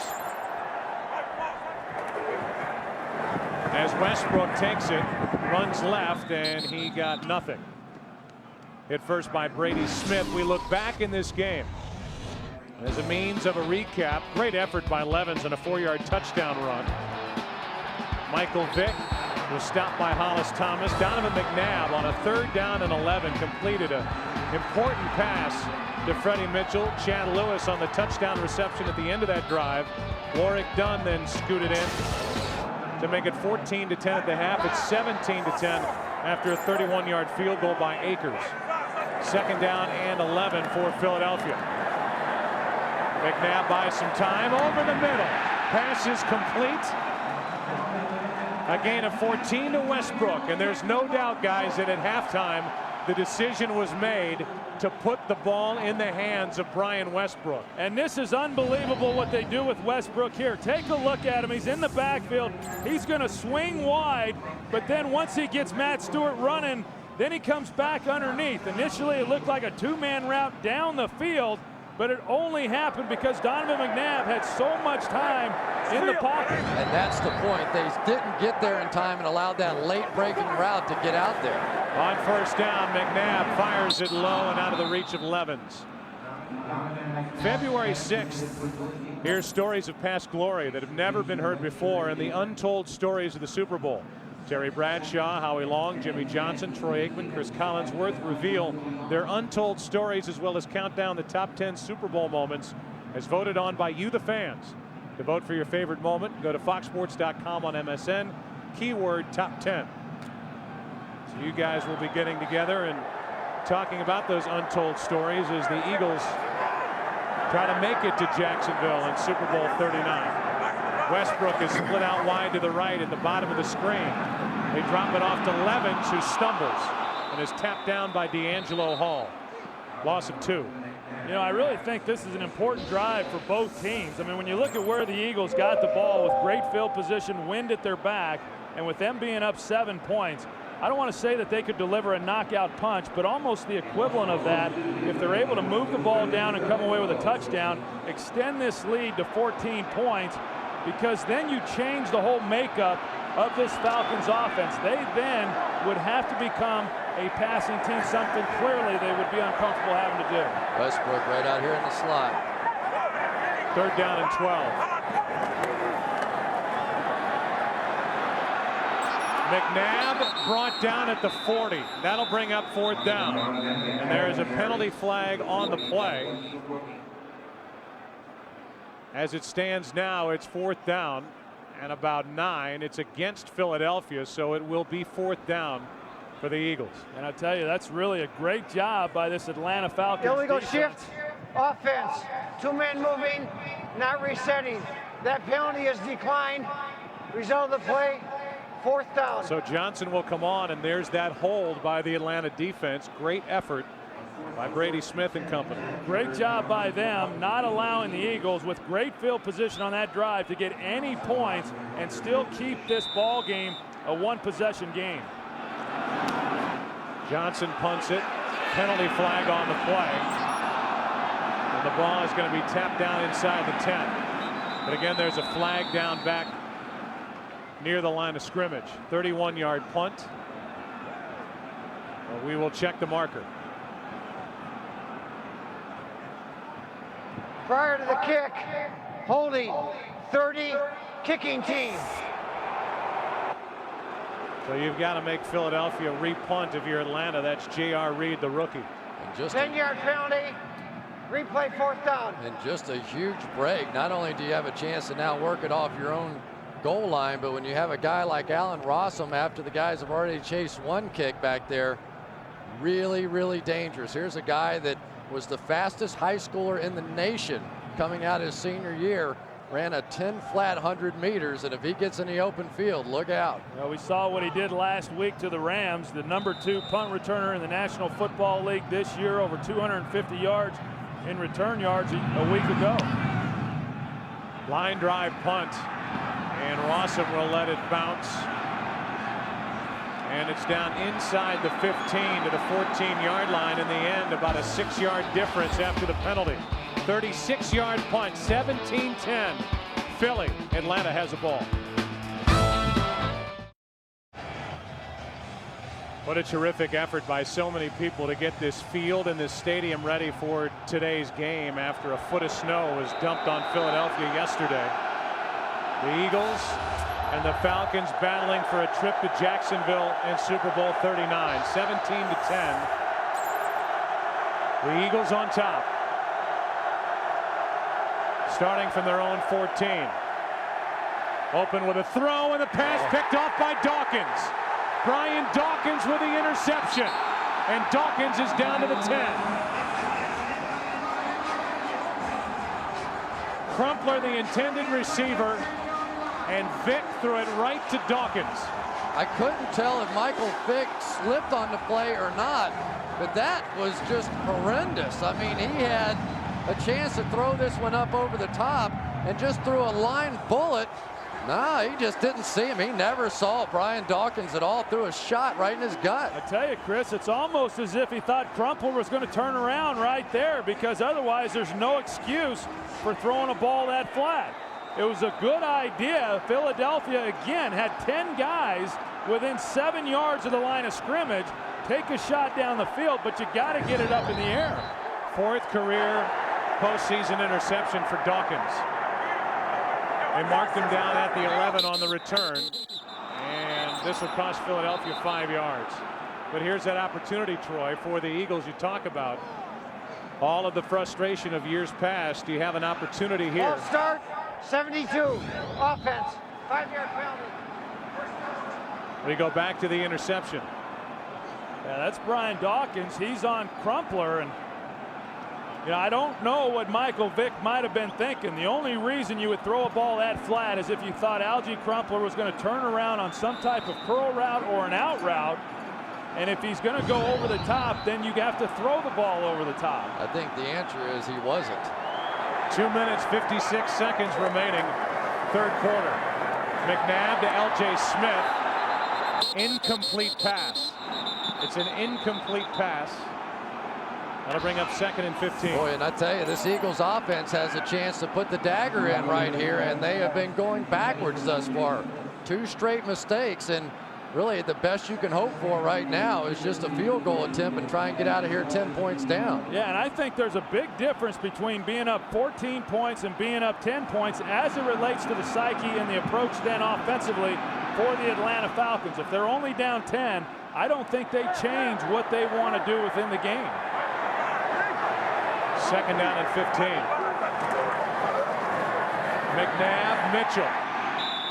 Mitchell, who had the big game last weekend against Minnesota on the reception, good for 7. It also, when you change what Atlanta then has to do offensively, plays right into the hands of Jim Johnson, the terrific defensive coordinator for the Eagles, who can just blitz Michael Vick from all different directions. Well, you know what was strange about that last drive, and yeah, I think Troy makes a good point when they're up there stacking the line of scrimmage, but really 1 first down in that situation.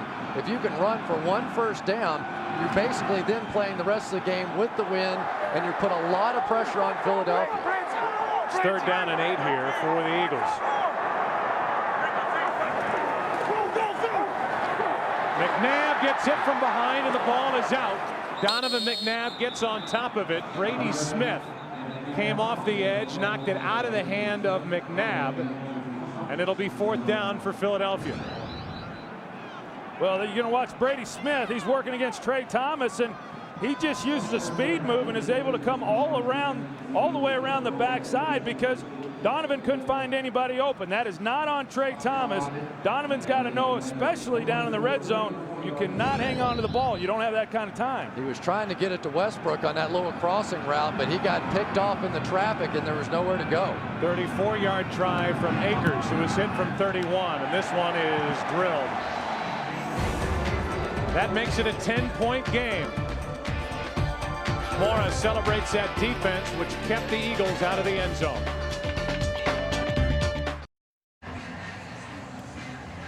Ten-point game, 2 minutes left, 3rd quarter. You're watching Fox Sports Broadcasting in the world's finest high-definition standard. Glad you're with us. NFC Championship game. Dawkins set up the last 3 points on the interception of Michael Vick.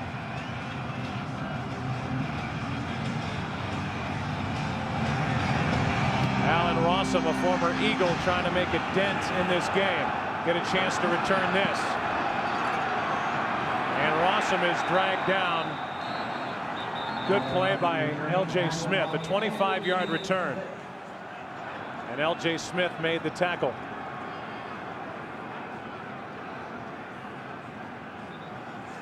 Well, I tell you what, David Akers came running over to the sidelines down on the ground. He took some kind of shot. Here he is running down on the kickoff. He might have got his nose. Akers, a guy who likes to stick his head in there on tackles. Caught one up in the face. 1:55 left, 3rd quarter. Vick keeps it. McCrary, as fullback, is there. And Fred McCrary on the reception picks up 7. Adams on the tackle.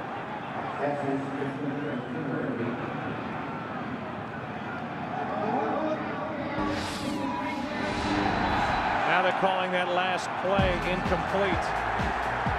As we look at Michael Vick and the kind of pressure he's been under all day long. So that last play is an incompletion to McCrary, and we'll go back and give it another look. And the ball popped out before McCrary could make another football-related move after the grab. So an incomplete pass, and T.J. Duckett on 2nd and 10 picks up 4.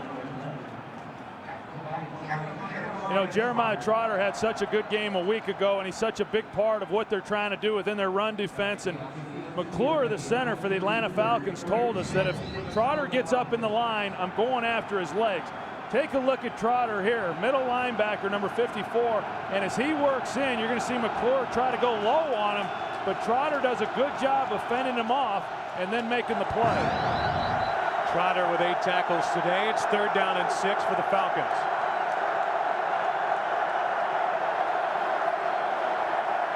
Vick pulls it back in and hits Finneran. Brian Finneran is into Philadelphia territory and out of bounds inside the 40 at the 39. It really just looked like a busted coverage that time. They had Javon Curse in the joker position right over the middle of the ball, and for some reason he was drawn to the completely opposite side of the field, as was the entire defense. They thought it was a screen pass left, and instead they go to Finneran all the way back across the field the other way for a huge play. This could be one of the final plays the Falcons have to run into the wind. On 1st down, they hand it to Duckett. Duckett hit by Walker and Adams. And if the Falcons choose to let the game clock run out, they can, and then play with the wind the entire fourth quarter. And I think what we're seeing, Joe, from the Atlanta Falcons, when they've been able to create plays and move the football and score points, it's been because they've been able to make plays in the passing game. I think that's going to have to continue here into the fourth quarter, and Michael Vick's going to have to make some plays throwing the ball if they're going to be able to pull this thing out and win this game. They look at Akers on the sideline. The Eagles players hold up 4 fingers. It's the fourth quarter. 1 quarter to go. The Eagles 15 minutes away from Super Bowl 39, lead by 10. Back after this from your local Fox station.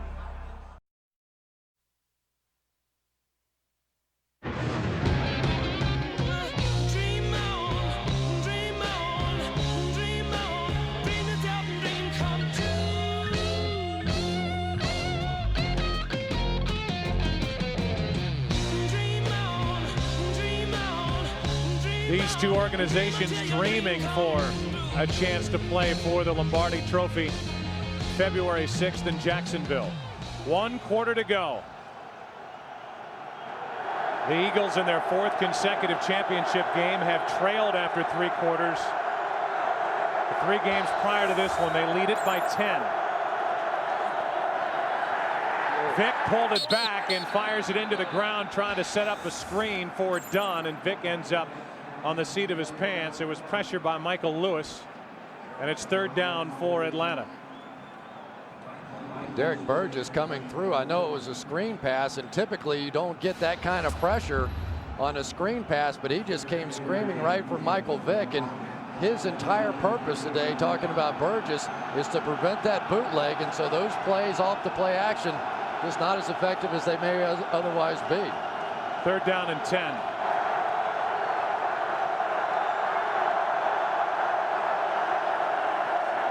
Vick hands it. Dunn gets out of 1 tackle. Can't get much. Warrick Dunn is brought down at the 38. Picked up only 1. It's 4th down. And the Falcons will bring their punt team onto the field. Chris, as you mentioned a little bit earlier, Jim Mora told us that they were going to run the ball in certain situations on 3rd down. But 3rd and 10, and where you're at on the field, I'm not so sure there that I'm not trying to throw the football. You know, that time Todd McClure, the center, thought he could just give a shove to Darwin Walker and then release down the field. But when he did that, he allowed Walker to get back in there. That would have been a huge play.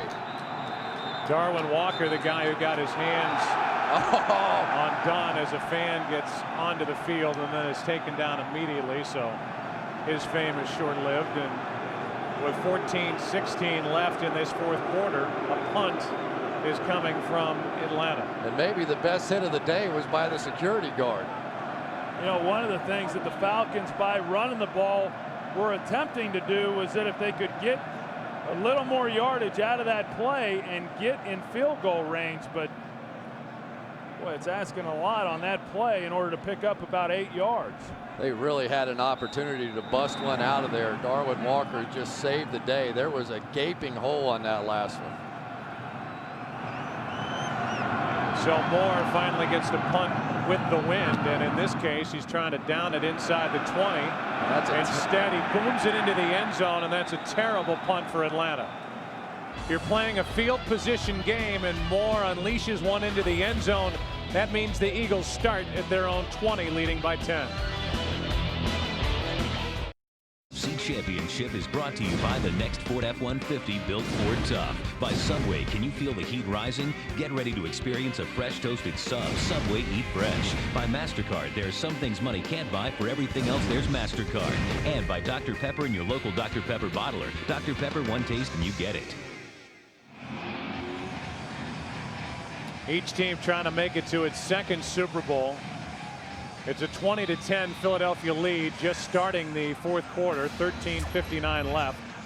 And Donovan McNabb in his first 3 championship games compared to today. 1 touchdown, no interceptions, a quarterback rating of 107. He was at 104 during the regular year. Have to come away impressed with this Atlanta defense, and they're asked to make another stop as Dorsey Levens gets it, picks up 4. Fox tomorrow, the nonstop season of 24 continues on its regular night and time. It's a new heart-stopping episode of 24 tomorrow, 9 Eastern, 8 Central, right here on Fox. Off to a great start. Gets better and better week after week. 2nd down and 6 here for the Eagles. You know, one of the things defensive coordinator Ed Donatel prides himself on is being able to create turnovers. In fact, 14 interceptions in 14 of 17 games this season. They've yet to get one in this game. 2nd down and 6. McNabb throws left and over the head of Westbrook as that pass took off. Well, they did a late move with Brian Westbrook outside and caught him in man coverage. Westbrook makes a tremendous move on the slant, and Donovan McNabb just lets it get away from him. He is just going to be wide open out here working against Morton, who's been the guy they've been after all day. Look at this move, wide open, and Donovan just sailed it. That brings up 3rd and 6.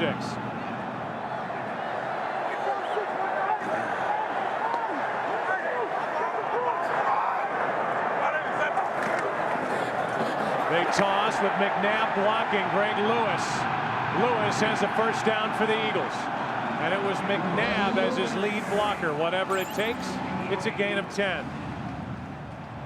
Really nice design here on the play. They're going to run the tailback as though they're sweeping to him, and then the ball comes out to Greg Lewis. Underneath all of that, the flow of the defenders was to Brian Westbrook. Nobody out in front. You got Donovan McNabb just securing the edge, and then good blocking on the outside by Pinkston. Remember what they were telling us, because they won so big last week against Minnesota. They had a few tricks left in their old play bag there, and they pulled one out there. Great call by Andy Reid. Handoff is to Westbrook, who's been much more active in this 2nd half. Brian gets 4. This Philadelphia franchise won the NFL championship game in 48, 49, and 60. In 1980, they got to the Super Bowl, but lost Super Bowl 15 to Oakland. Head coach was Dick Vermeil back then. Now they're in their 4th consecutive NFC championship game. A brilliantly run organization, but this round has been the end of their season for the last 3 years. A loss at St. Louis, back-to-back losses at home to Tampa Bay and Carolina. They lead by 10 here with 11:53 left. McNabb with all day fires, and it's incomplete. Levens was covered by Brooking.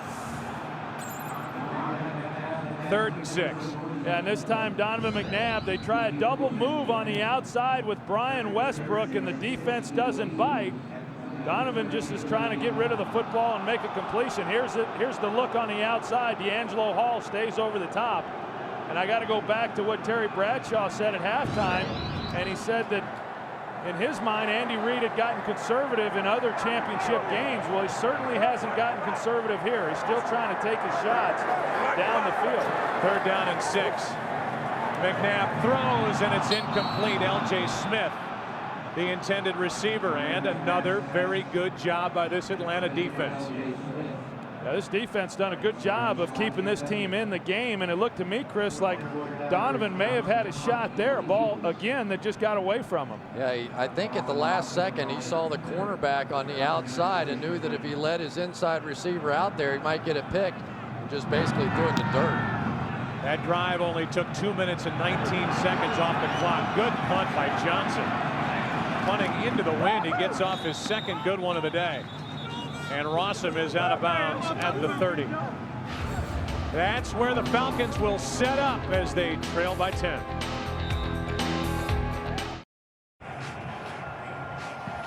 Todd Weiner, who injured his left ankle in the win over St. Louis last weekend, is on the sideline, and taking over at right tackle for Atlanta is Steve Herndon, who's more of a guard.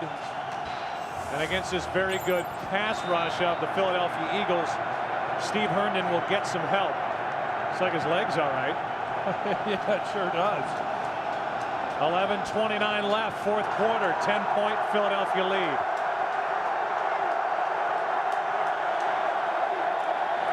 Vick, Dunn out of the backfield, had to leap to get it, and he's out of bounds, knocked out by Adams, a gain of 3 down to Pam Oliver. Hey, Joe, as the 2nd half progresses, and with each and every success it has against Michael Vick and company, the Eagles defense is getting sky high. They've been talking about playing loose all week, and that group has been that way the whole game. After that last trip off the field, Hollis Thomas took some time to complain about some dirt in his Gatorade.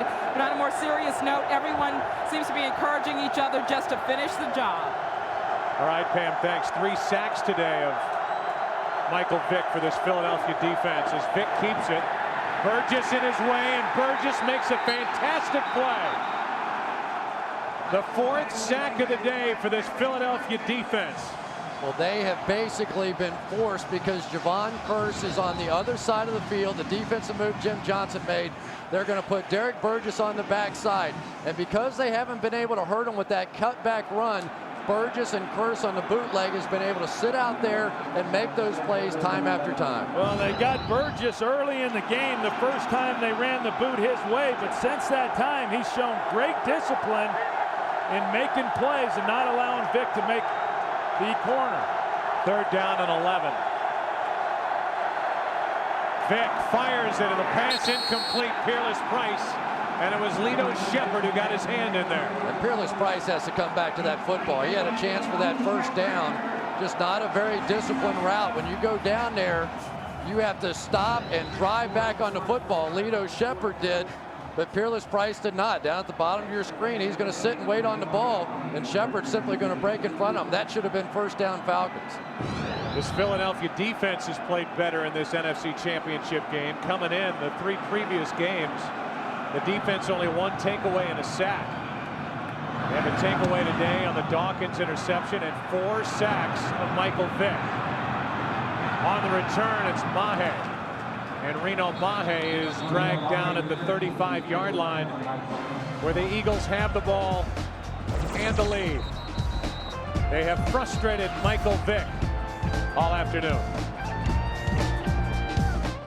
The NFC Championship on Fox is brought to you by Bud Light. Fresh, smooth, real.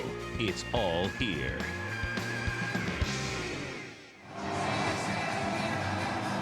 The crowd wants to take over now. And the Eagles in their offensive huddle telling everybody to quiet down. It's going to be hard for these Philadelphia sports fans to quiet down. They've been waiting a long time, Joe. I'll say. A lot of pent-up frustration in this building. But still plenty of time left for the Atlanta Falcons, but they need another defensive stop. They hand to Westbrook on the reverse, or an end around, and he was met first by Smith, a gain of only 2. The last major pro sports championship for this city of Philadelphia, the Philadelphia 76ers finishing off a 4-game sweep with the Lakers on May 31st, 1983. Since then, the Flyers have been in the Stanley Cup Finals 3 times, haven't won. The Phillies have been in 2 World Series, including 83, haven't won, and the Eagles have not been to the Super Bowl.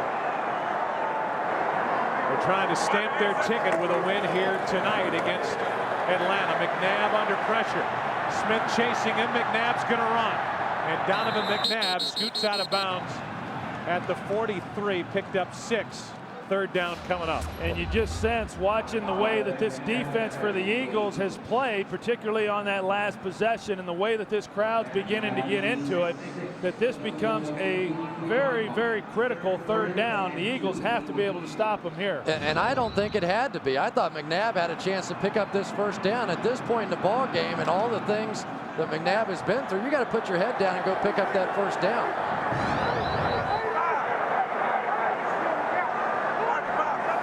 Instead, it's 3rd and 2.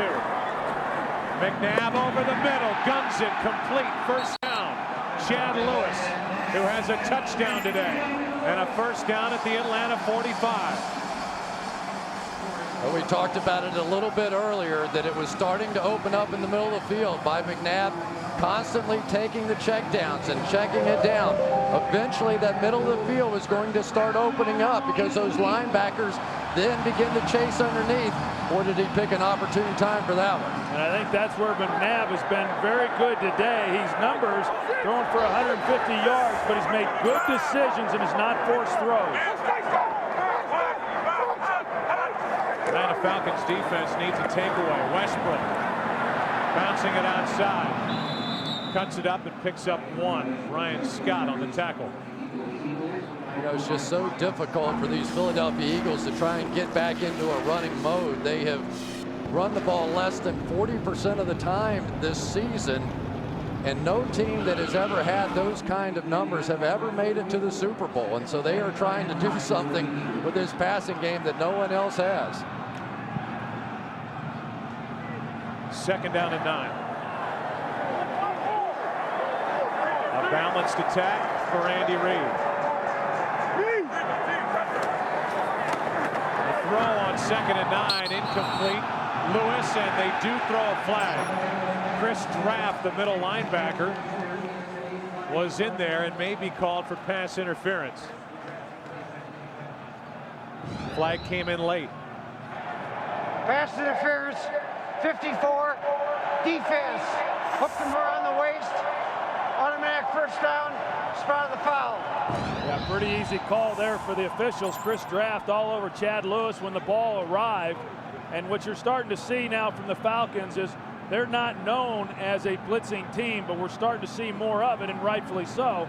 They know that if they're going to have any chance, they've got to create some kind of turnover and stop Philadelphia and not allow them to come away with any more points. That is the 4th first down by penalty for the Eagles today. 7.5 to go. McNabb. Lewis. Greg Lewis out of bounds at the 20. Forced down by Hall. And Lewis on a long list of players that the Eagles have locked up to a long-term deal, and he has stepped up today. Donovan McNabb knows he's got one here. It is a first down pass. They go play action. Greg Lewis coming in short motion against man coverage. You really have no choice at this point in the game. You have to start playing man coverage. Like Troy said, bring to some pressure, and Greg Lewis just can't be covered in man coverage right now. Well, not a difficult route to cover. D'Angelo Hall thought he was going to go back outside. He slow played it. Greg Lewis ran away from him. Toss to Westbrook. Hall the first to get his hands on him. Lavallee helped out on the tackle, a gain of 1. I got to tell you, though, I really like what Andy Reid's doing. I think a lot of coaches in this league up 10 points in the NFC Championship game would be so concerned with trying to run out the clock and then play to your defense if you don't get the first down and not throw the ball. I've been impressed with the way that he has remained aggressive. He's continued to play his style of football, and that's what's got him to this point. Well, we've seen conservative play so far in the playoffs cost a couple of teams games, talking about the Jets and the Chargers. 2nd down and 9. Hand off to Westbrook. He's been busy. Brian Westbrook. Upended by Aaron Beasley after a gain of 5. That shows you a little bit right there about the smarts of Brian Westbrook in a situation like this in the 4th quarter, running out towards the edge, and instead of taking it out of bounds, as a lot of running backs would do, tried cutting it back up, kept the clock running. Brian Westbrook, with the loss of Terrell Owens, basically had to fill those shoes and then some. And this young man has just played sensational football in the playoffs.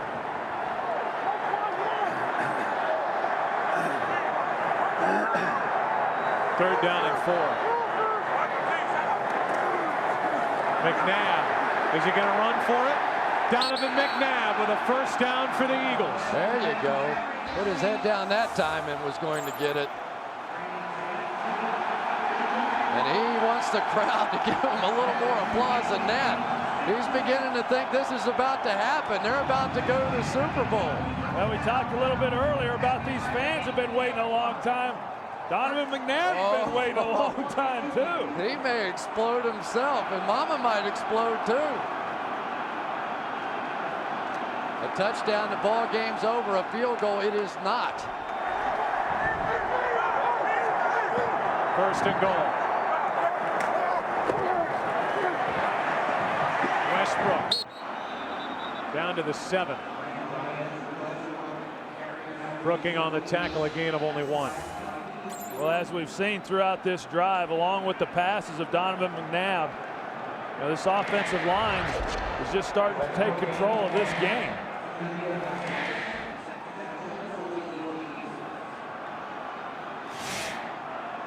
You can just feel this crowd just about to break loose.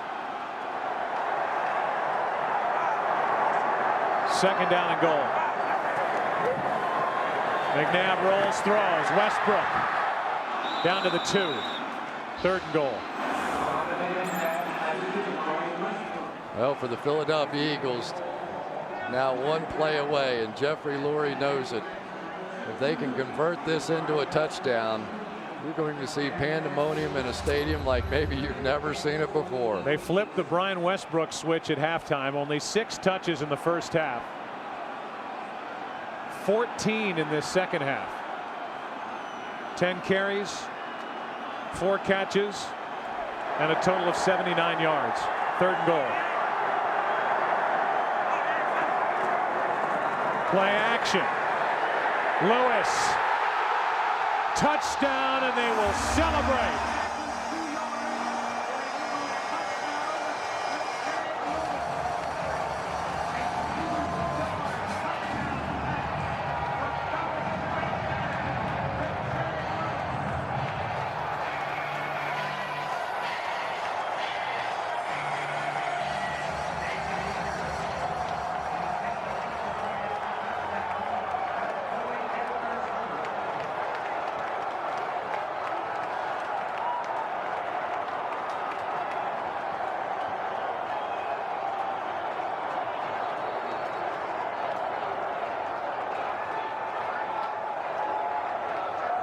Lewis comes up a little gimpy at the end of that catch. He limps off. The Eagles have to call a timeout. They couldn't care less about that. Eagles open it up here in the 4th quarter.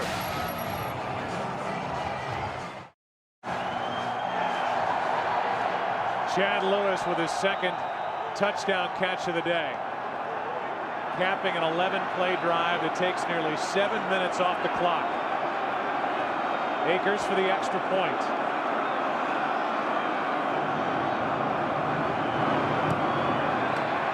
It's a 17-point lead. And as we come back to the booth, you throw it out there, you look back on this season, the Philadelphia Eagles were the best team in the NFC. They were the #1 seed. They rested their players down the stretch. Reed took on the criticism for that, and they have really played well this postseason. It looks like they're finally over the hump. Yeah, and I got to tell you, I know that they've done it without a guy who really helped them throughout the season, and that guy being Terrell Owens. But I think the fact that they were able to go out here today and play the way that they have in what appears to be a victory and do it without Terrell Owens, I think validates a lot of these current players that are on this team. And I think it makes it even more special for Donovan McNabb, you know, because there was so much credit given to Terrell Owens, and basically his thought was, hey, you know, you guys forget we ran this offense before. We were pretty good. But I just can't help but think back to Steve Young. And when he did the whole thing about taking the monkey off of his back because of all the Super Bowls that Joe Montana had won. And for Donovan McNabb, it has to be that same feeling right now that finally that monkey's been lifted off his back and he's going to the Super Bowl. He was 3 for 3 on that last drive on 3rd down. Overall, the Eagles today 7 of 13 on 3rd down. So when he's had to make a play, Donovan McNabb, who during the week said, throw it all on my shoulders, I'll take on all the pressure. He has stepped up and done it for the Eagles this evening. He's been a great leader for this team, Joe, not just this week, not just this season, but throughout his entire career. And it's nice to see good people do well. Meanwhile, the Falcons trying to have some hope. Have Rossum throw it. D'Angelo Hall eventually on the return out to the 25. And we look back in time to the last Super Bowl appearance for the Philadelphia Eagles, January of 1981. Jim Plunkett and the Raiders. Kenny King on that reception. Cliff Branch in a 27-10 victory for Oakland over Philadelphia, and that's the last time that this Eagles franchise has been to the Super Bowl. Tammy Reed, wife of Andy Reid, who has more wins as a head coach than any other head coach in Philadelphia Eagles history. Vick under pressure throws, and it's nearly picked off by Sheldon Brown. Pressure by Burgess, who's had a very good night. Yeah, they really have. And I think the story of this game has been Philadelphia's ability to stop the run. And Troy, maybe especially on 1st down, because they put the ball in Mike Vick's hands and forced them to do something they're not really comfortable doing, and that's dropping back and throwing the ball. And when you do that against Jim Johnson, you're in trouble. Yeah, and what did Jim Johnson tell us yesterday? He said, hey, the teams that have had success are teams that run well and tackle well against this Atlanta offense, and that's exactly what they've done here today. After rushing for 327 yards a week ago at home against St. Louis, as Jenkins can't haul it in, and he gets a hit for Brown. There's Ron Jaworski, longtime quarterback here in Philadelphia, all smiles. Atlanta today has rushed for only a total of 99 yards, 3.8 a carry. Yeah, and I think that as we give kudos to the players and what they've accomplished and what they've been able to do this season, you know, we also need to give credit to this coaching staff and Andy Reid and Jim Johnson and Brad Childers, because they've done a terrific job in this game getting their team prepared to play. 3rd down and 10. Vick fires, completes it. Des White, he is out of bounds after a gain of 8. That'll bring up 4th down, and Freddie Mitchell, who showed up at the stadium and somehow has had his hair stay in that configuration under his helmet all afternoon and evening, has got it tight on the sides and a mohawk, letting it fly up top. You know, it's just not like Freddie to draw attention to himself like that. Not at all. Come on, UCLA, what do you got to say for yourself? I'm a little disappointed in Fred right now. He's having fun. He had fun last week at the expense of the Minnesota Vikings. 4th down and 2. Vick trying to throw for the 1st down, completes it to Price. And Peerless Price has a 1st down at the Philadelphia 45. That was good for 22 yards. You know, while we talk about Jeffrey Lurie and we talk about the Eagles, how about the job on the other sideline by Jim Mora in his first year? And you have to look at this Atlanta Falcons franchise. It's only going to get better from here on as Vick grows in this offense. Well, I think that was the key. This is his first year in this offense, and Donovan McNabb said, you know, I see a lot of myself in him and some of the things that he does within this passing game. That's an incomplete pass as it came out of the hand of Vick, but his arm was going forward. 2nd and 10 with 2:12 left. Yeah, as we take a look here at Donovan McNabb, I can tell you from personal experience that when this game ends and he goes into the locker room and they celebrate and they talk about what a great opportunity they now have to go on to Jacksonville and try to win a Super Bowl, reality sets in a very short period of time, and you realize that now you have to go win that game. It's not enough just getting to the Super Bowl. You've got to go now and win that one. 2nd down and 10. Vick throws down the middle of the field, and it's incomplete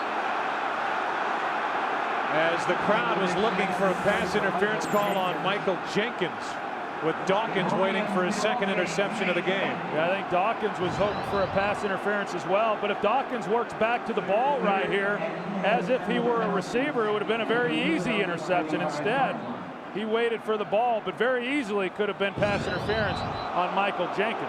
I thought it was a pretty good call, though. Pretty good no call. Jenkins came back and got around him and really didn't make major contact before that ball got there. I guess that just kind of shows you a little bit about Brian Dawkins, the fact that he's still playing as if it's a 10-10 ball game here with 2 minutes left. 3rd down and 10. And that play didn't happen. The play clock right now is on 00. Delay of game, offense, 5-yard penalty, 3rd down.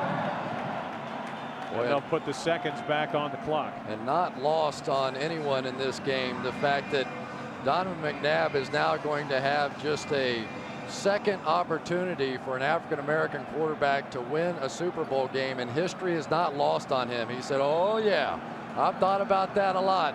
I was about 10, 11 years old when Doug Williams won that Super Bowl, and when I was watching it, he said, I now know I have a chance to play quarterback in the National Football League. Coming up on the 2-minute warning, Vick, who does not have a rushing yard this entire 2nd half, completes it, gets it to Crumpler, and with 1:53 remaining, we will have our 2-minute warning. Frustration on the part of the Falcons. Jim Mora, 27-10, the Eagles leading on their way to the Super Bowl.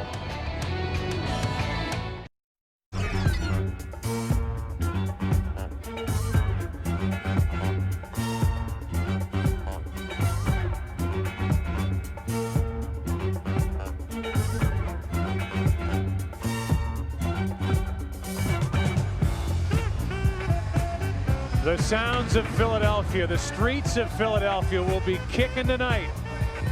It's a 27-10 Eagles lead with 1:53 remaining. And right now the Falcons are faced with a 4th down. 4th and 8.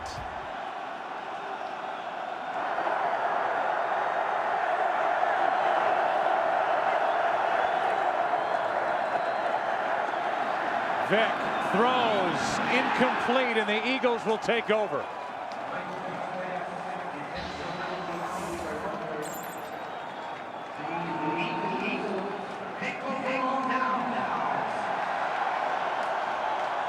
A 1:47 remaining.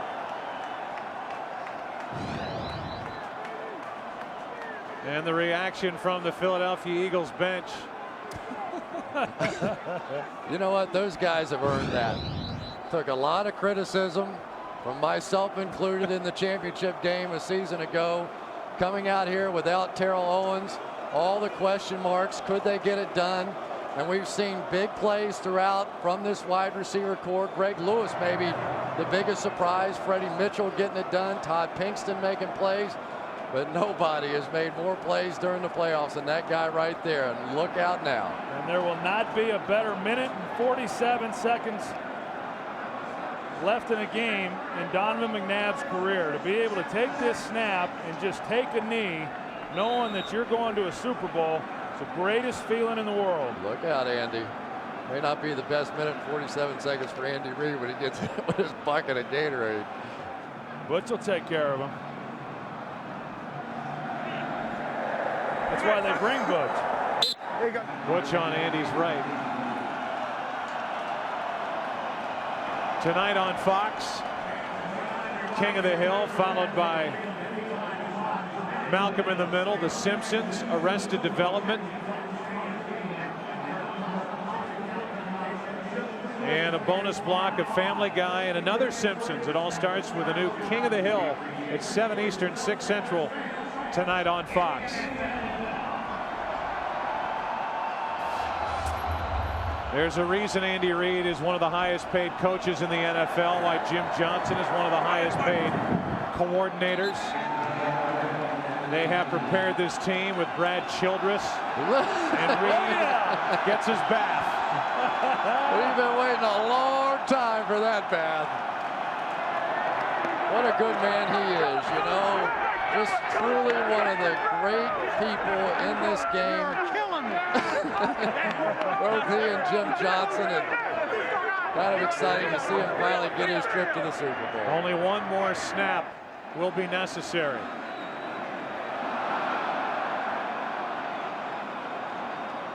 And after 3 years of January frustration, let freedom ring, Philadelphia. The Eagles are going to the Super Bowl.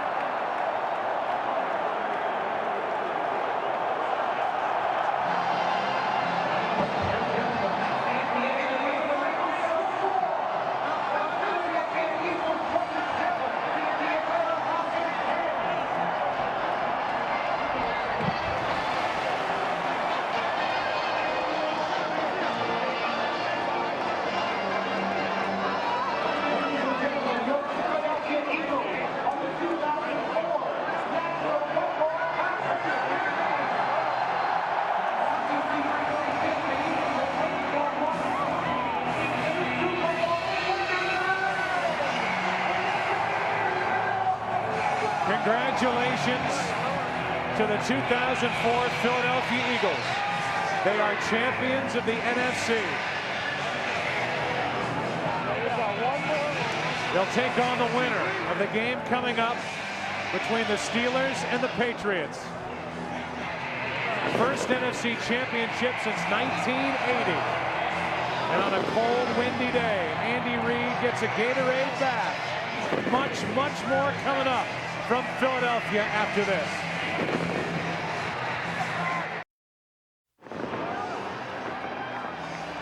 With with a celebration about to follow on a stage that's been tucked away for far too long for Philadelphia Eagles fans.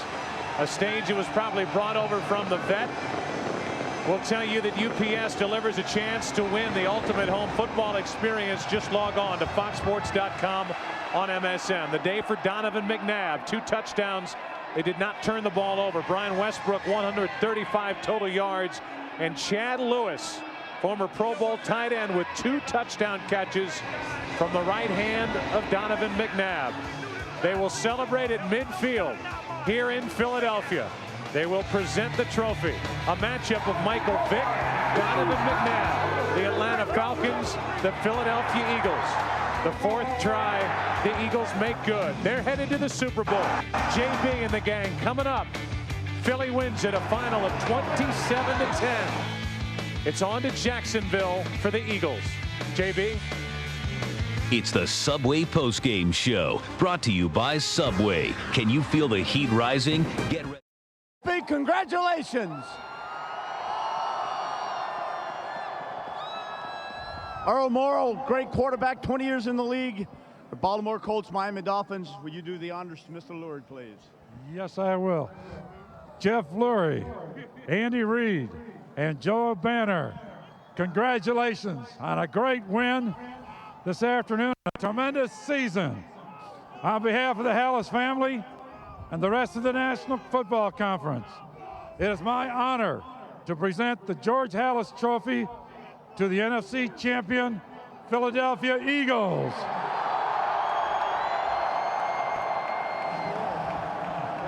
Mr. Lurie picked that. Good luck. Good luck in Jacksonville. Mr. Lurie picked this up. Show these fans. It's pretty heavy now. Let me ask you one question right off the bat. 4 times now, and 4 obviously is the charm. Is the word relieved? Does that sum it up pretty good for you? No, you know, Terry, I can't be more proud of this team. Perseverance, commitment to be the best year after year. Very, very impressive group of players. An amazing coaching staff led by Andy Reid. And the best fans in the world here in Philly and all across America. They're the most passionate, they're the most intelligent fans, and they're the most deserving.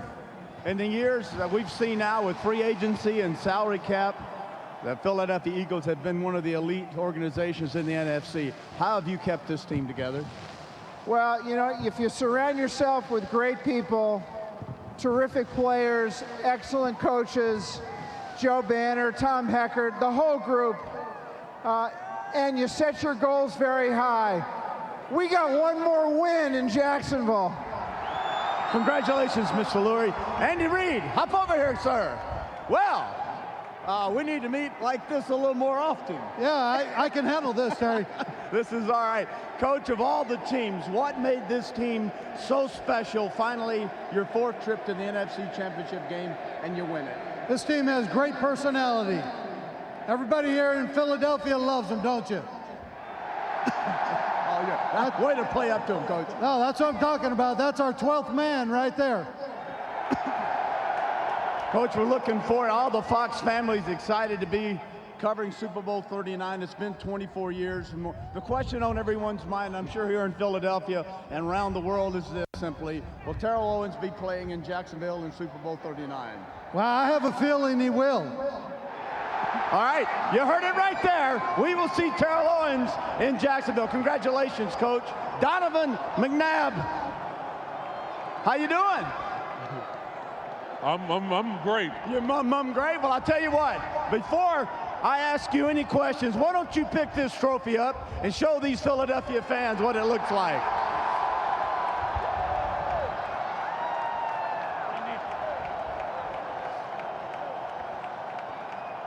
All right, finally, do you feel like the world's off your shoulders? No.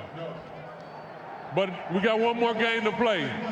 And that's the reason we set out to play this game, is to win the Super Bowl. So enjoy it now, and we'll bring something else home. Games like this are defining in the career of a quarterback or really any player. Donovan, today, no interceptions, no turnovers, 2 touchdown passes to Lewis. Is there one play today that set the tone for this game and let you know that we're going to take this game today? I don't think it was one play. I think it was the play of the offensive line. They did an excellent job establishing the tempo early and all throughout the course of the game. They let the defenders know we were serious about what we were doing, and this was our house. Congratulations. See you in Jacksonville. Thank you. Okay, Brian Dawkins, come over here, young man. Pick it up. Give it some love. There it is. This defense, all week long you've had to hear, you got to stop the most exciting player in the NFL, Michael Vick. How in the world did this defense do it? First of all, hallelujah!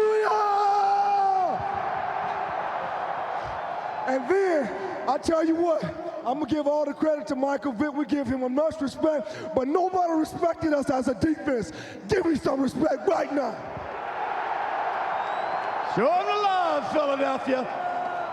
Now, I saw the interception was huge, but Howie and I and JB and Coach Jimmy Johnson were watching, and the hit on Algie Crumpler after the catch was pretty much a statement. I tell you what, I wanted to set a tone. We wanted to set a tone as a team. It's not just me, it's them defense, it's my line, it's Burgess, it's Curse. All them boys tried. We came and we brought it every doggone play. I feel like suiting up. Brian Dawkins, come here, come here, come here. I'm not through with you. Here's what I want you to do. Philadelphia, you've waited 24 years. Brian Dawkins, get your teammates, take this trophy, travel around the stadium, have a good time. Congratulations, Eagles. Nice show up here, JB. Back to you, Mr. Lurie.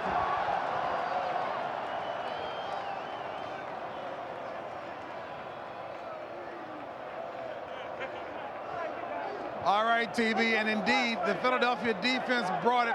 You know what, fellas, clearly you guys have experienced the ultimate winning a Super Bowl championship.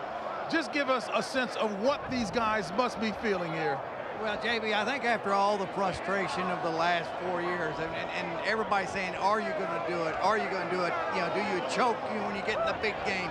The pressure is off, but now the pressure will get right back on them because we've talked to a lot of Super Bowl participants that did not win it, and by not winning it, it's worse than not even being there. Well, and I think take a look again as Terry told Brian Dawkins to take it around the field. Fans are loving it. Howie, I've often teased about how when you retired, you still had a lot of that defensive mentality.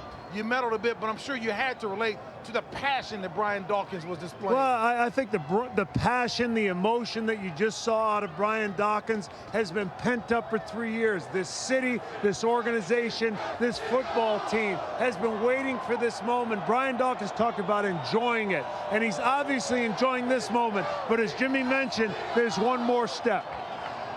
One more step, and you heard Donovan McNabb, who indicated he's mindful of that as well. Enjoy the celebration now, but we've got one more hill to climb. Folks, we'll come back with more. There's a lot more to talk about and feel in a vicarious fashion what these fans in Philadelphia are feeling with their NFC champion, Philadelphia Eagles. What's been hanging over this Philadelphia Eagles group is getting past this round and into the Super Bowl. Who's going to Jacksonville? Glad you're with us.